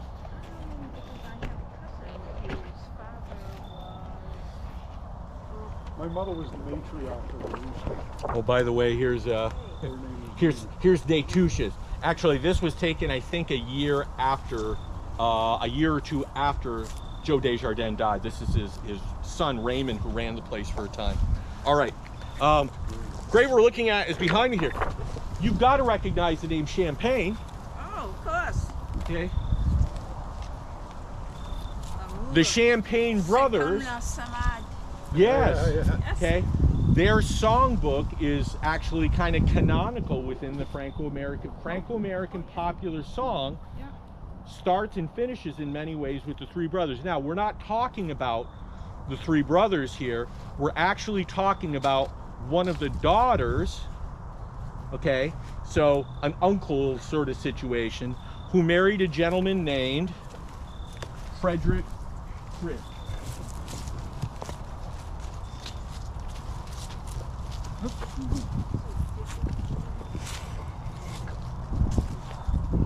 Now, we're gonna run into a hotly contested topic amongst Kerouac scholars and even folks within LCK. Okay, we're gonna talk about the Watermelon Man. Oh. Okay. Okay. In Jack Kerouac's Dr. Sax, there's a very, very vivid description, okay, of this formative event for Jack that supposedly happened in the summer of 1934. On his way back home, after, you know, Jack and his mother had gone to the grotto. They'd also dropped off, okay, Jack's aunt Beatrice, okay, so they were just headed back. They get on the Moody Street Bridge. While they're on the Moody Street Bridge walking home, a man passes them carrying a watermelon, falls over, stricken on the Moody Street Bridge. Another man shows up to kind of render some kind of aid, but a man dies right in front of Jack and his mother in July of 1934. A few years ago, Kerouac scholar says, I figured out who the Watermelon Man is. People are like, how the hell did you figure that out? And he did some pretty impressive detective work, but he actually found an obituary from the Lowell Sun for a gentleman named William Mulgrave. And his obituary very clearly says, dropped dead while walking across the Moody Street Bridge last night at 11:15 in the evening. And Jack describes, of course, the event, not just the event, the look on the man's face, okay? This man kind of sending up, the precise language his mother uses to describe the man wetting his pants, the man staring at something in the water, okay? It's like, you know, the man's, you know, is he stricken, he going off into death, he's looking at, and they realize he's staring at the reflection of this full moon in the water. The night William Mulgrave died was the night of a full moon, if you go back and do, I mean, wonderful, wonderful research. And then somebody said, wait a second, William Mulgrave died in 1932, not 1934. Jack says this happened when he was 12, okay? Someone who did die in 1934 on the night of a full moon, okay, is a gentleman named John Fritz, okay? John Fritz's son is Frederick J. Fritz. Frederick J. Fritz was friends with one of LCK's committee members, a guy named Cliff Whalen. And he has said, you know, all that talk, these scholars saying, you know, this guy died, says, my father's the Watermelon Man. My father's the one who died on that bridge that night. Cliff's father? No. Cliff's friend. Cliff's friend, Oh, okay. Fred Fritz, who, by the way, was a minor league baseball pitcher. He ran Continental Enterprises. He actually ran a traveling carnival up and down the eastern seaboard. Fascinating guy. I just talked with Frederick Fritz's son, Joseph, a couple of weeks ago, and he's like, when all of that stuff came up and somebody started asking, I'm going around, does anybody know this? Does anybody know this? They said, Dad never said anything to us. So if this did happen, it was something that Dad, you know, kept from the family. And I said, any idea why he might have kept it from the family? He says, oh, my dad hated Jack Kerouac. You know, he was one of those, he was a drunken bum. He was a good for nothing, he was a ne'er-do-well. All of these things that quite realistically people were entitled to feel about Jack, because it was a very sloppy final act in his life that he lived here in Lowell. So, according to Frederick Fritz, okay, and by the way, his father is buried in an unmarked grave in a different cemetery here in Lowell. According to Frederick Fritz, his father, John Fritz, okay, is in fact the watermelon man. So, interesting. Now, I don't know that I'd want to, I like evidence, okay, and the anecdotal evidence here is like I said, Cliff, he said this, when did he say this? I tried to get it. Nobody else in Fritz's family ever heard him talk about this, and they said what was probably caused his attitudes about Jack. But the truth is, I don't know that we're ever going to know, but it certainly fuels some interesting speculation, especially when we have things like Dr. Sachs showing up and throwing a watermelon off the... Kurt, I guess I missed what's Fritz's connection with the Champagnes? Why is he buried? Frederick Fritz is married a woman named Dorothy Champagne. Ah, okay. That's why he's buried. Now, he's of Polish extraction, but he's buried in a Franco-American cemetery. He's buried here with the family he married into. Well, what's interesting, actually, when I was trying to map out my route here a couple of days ago, was like, oh, we went from one Champagne grave to another. But the gravesite we're gonna actually talk about for just a second is this one here. There's a gentleman named Gaston Campbell. Now, by the way, my friend Dick Howe over here has very, very generously been devoting some print space on his website, wonderful website, where he talks about Lowell politics and current events and history, to these little mini biographical profiles that I've written. I've rewritten profiles of 210 odd Lowellians that are part of Jacques Doulois' legend story. One of them, I was really eager because I thought, what a great, interesting, fascinating guy. But in the process of actually publishing and having Dick take a look at this thing and posting it, Dick was able to share with me a little interesting history that sort of tempers my enthusiasm for the subject a little bit. But I did want to bring him up. Going, Dick. Yeah, nice. But E. Gaston Campbell was one of Leo Kerouac's cronies. In fact, he's renamed Gaston MacDonald in Visions of Girard. There's a very poignant scene the night where Leo has a real drinking binge. He goes out and drinks with W.C. Fields, and I mean, it gets pretty crazy. There's card playing in the backstage area of B.F. Key's theater. Well, anyhow, on his way home, they stop off for a drink at what I think was likely the Centerville Social Club. Gaston Campbell is there, and he says to Leo, "Drink up, have fun, you know, what's wrong with you?" It's kind of stuff. Well, it's the end of the night, and Leo's probably feeling a little bit of that, like, pre-hangover, you know, kind of, like, not good. But he also falls into this very, very maudlin reverie about the fact, because his son, Gerard, is very, very sick. In fact, in just a few months, his son, Gerard, in real life, would be dead. So, Gaston Campbell was Leo Kerouac's drinking buddy.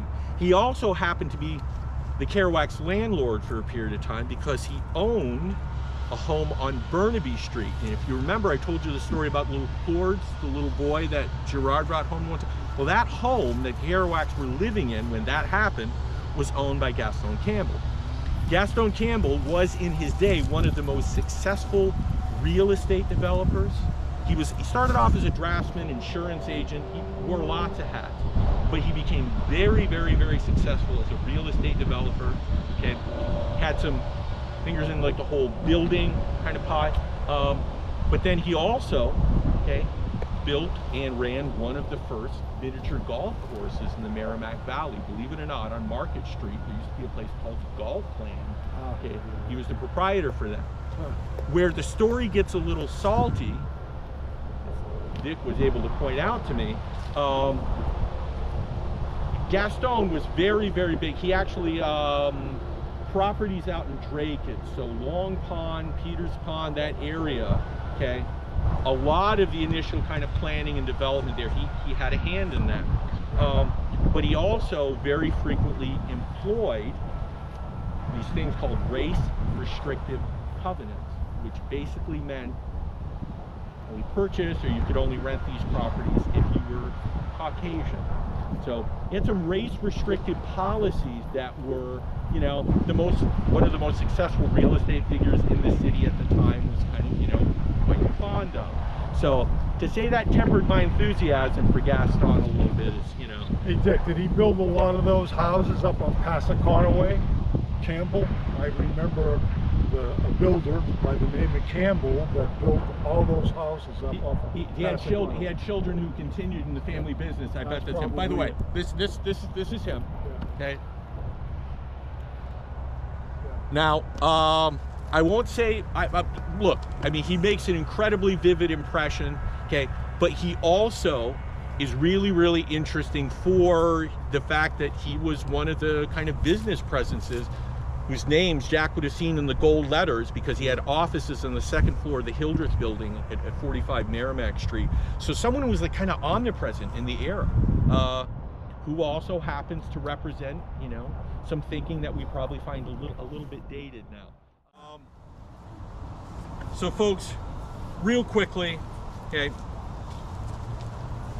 again, Jack's love of eccentrics is such that, especially anybody who was particularly distinctive, you know, in physical stature, or they had some tick or mannerism about them that made them, you know, right for the kind of ultra sensitive, almost, you know, kind of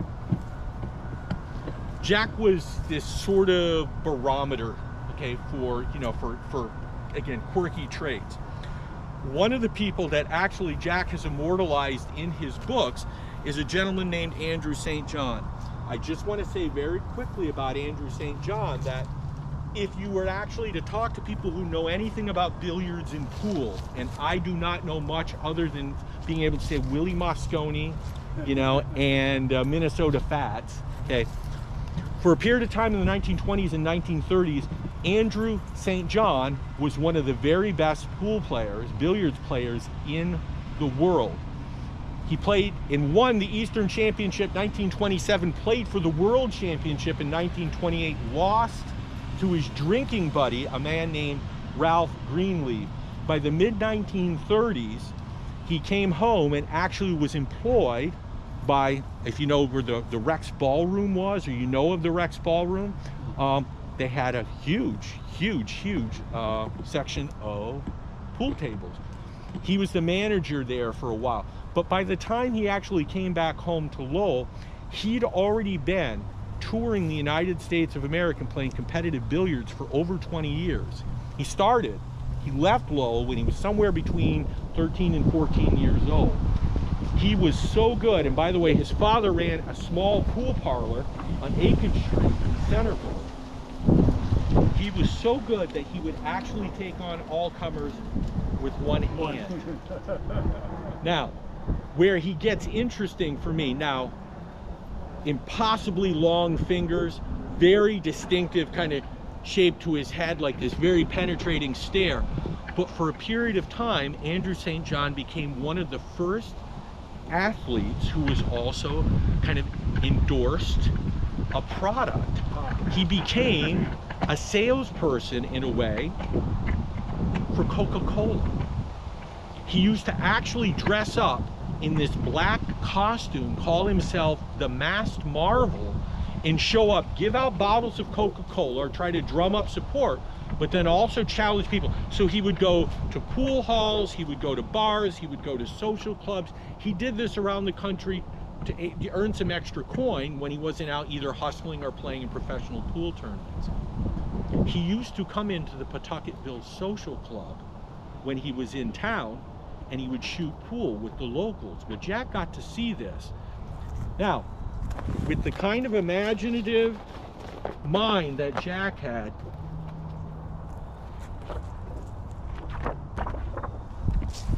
what could he do with something like that? Oh, jeez. Right? Oh, geez. Dr. Sachs. Ding, ding, ding. In fact, in Dr. Sachs, Jack renames St. John, he calls him St. Louis, but his nickname is The Shadow. And who was the primary, or what fictional character was the primary influence on The Shadow, or on Dr. Sachs? the shadow. By the way, you miss all the color, the wonderful nuances of color. This is actually a copy of The Shadow from 1932, at about the time Jack's fandom was, you know. And this is a cover that was released for an audio presentation of Jack's radio play, Dr. Sax and the Great World Snake. I think they bear a little bit of similarity.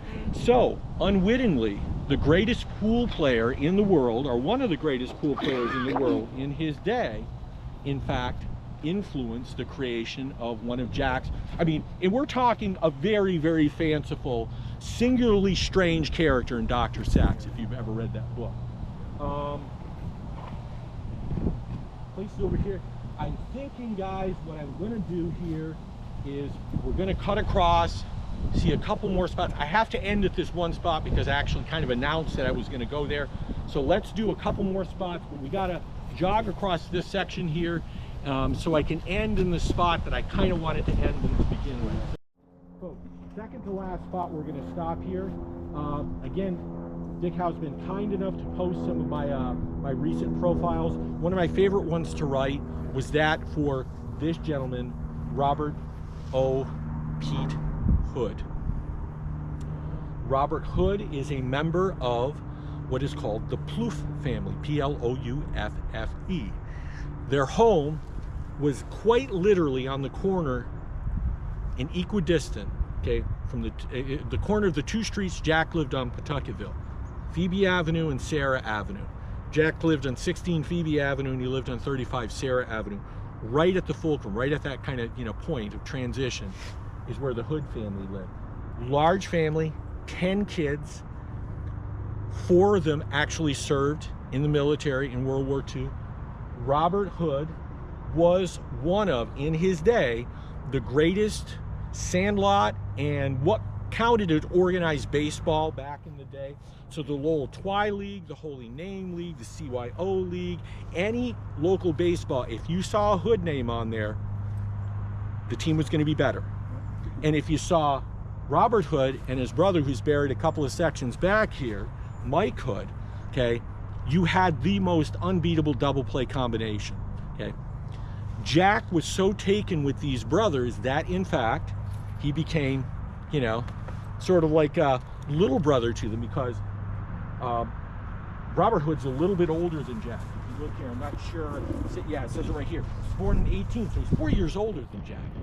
But Jack was just like, loved watching these brothers compete and play sports. They would play basketball. They had like a basket that served as a hoop up in a tree in a park very near where the Hood family lived. And Jack, it was like the most titanic. It was like these two giants. It was like these two colossals. The two brothers would square off. And if you were playing on one or the other of their teams, it's like, and they got in that mode, you would literally just stop playing and watch them because they were so fascinating. The youngest brother in the Hood family is a young man named Roland Hood.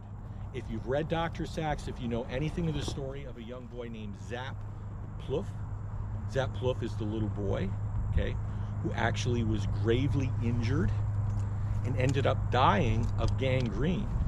He was the first boy in Pawtucketville who actually befriended Jack. Jack was sitting on his porch. He didn't know anybody yet in Pawtucketville, sitting there watching this kid go by in his roller skates, and this kid was Roland Hood, Pete's youngest brother. Pete Hood, when interviewed by Jerry Nicosia years later, actually said, you know why that so profoundly bothered Jack? You know why Jack actually writes about it in the book? He says, because it was true. He said, after my brother's accident, the park right across the street that we used to play basketball in, the kids used to cut across to get to Détouche's candy store. Nobody would go in it. There was like, Zap Plouffe's ghost is in that park. Don't go there. They'd go the long way around. Nobody wanted to get near there. He says, you know why Jackie was so haunted by it? He saw the accident happen. The story is this, his younger brother was helping deliver milk in the neighborhood. Horse-drawn cart, okay?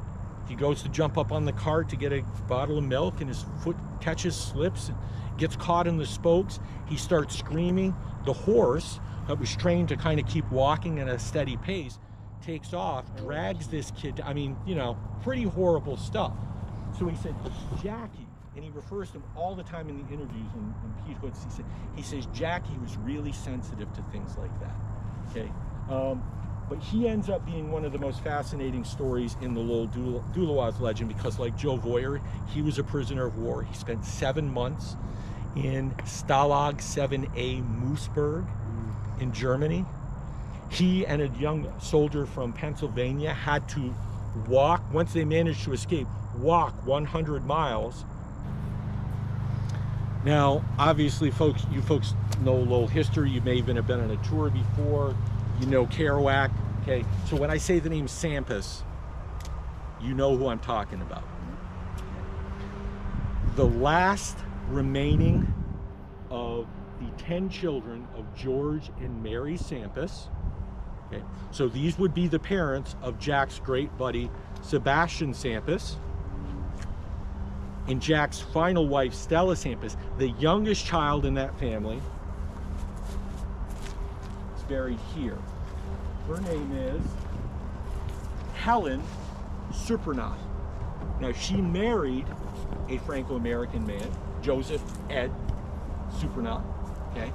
So I find it very, very curious that one of the most famous names in Lowell, and when the name comes up anywhere, it immediately invokes, like Kerouac, right? Not anywhere on her grave. She is fascinating, okay? She was kind of a lively character. Her nickname is Yaya. Y-I-A, Yaya. Great grandmother. Yeah. Her obituary is one of the, now obituaries are not typically joyous affairs or fun to read. Some of them are very, very sad. Hers is fascinating because you find out from reading her obituary that she loved nothing more than kicking back with a Bud Light watching a Red Sox game. She loved munching on Cracker Jack. She read 5 books per week. Her favorite author, Jack Kerouac.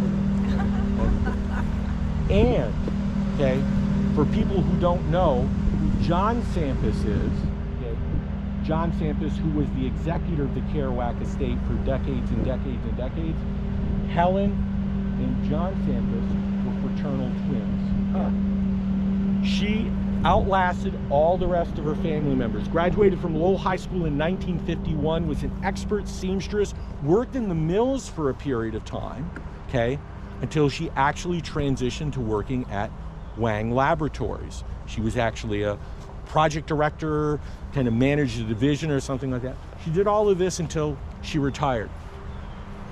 Her obituary just exudes like there's so much love and vitality and enthusiasm that came out of this, you know, reading this thing. And I was like, I said, what a wonderful person. And I think for all of the talk we hear about the Sampas family, it wasn't until I actually started researching her and I discovered, wait, she's here in this cemetery? And by the way, the Sampases are buried largely, okay, in a couple of different cemeteries, but cemeteries that probably have a far greater concentration of Greek American folks.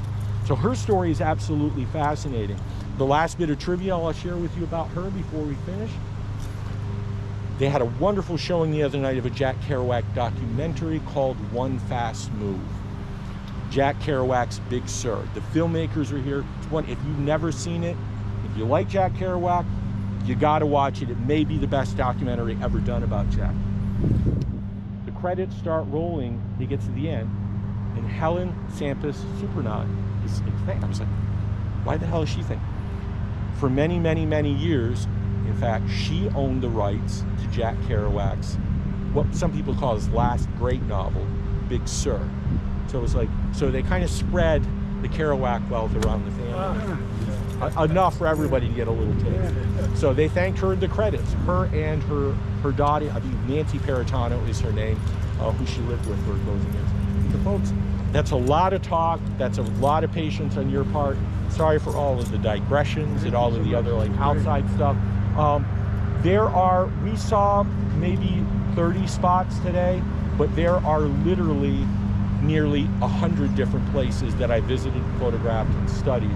So this place, I mean, if you ever feel like you just want to walk and look up and down the rows, you are likely anywhere you are in the cemetery, you're going to find somebody who may perchance, in fact, be in Jack Kerouac's Duel of Lost Legends. So, thank you very much for coming. Thank you.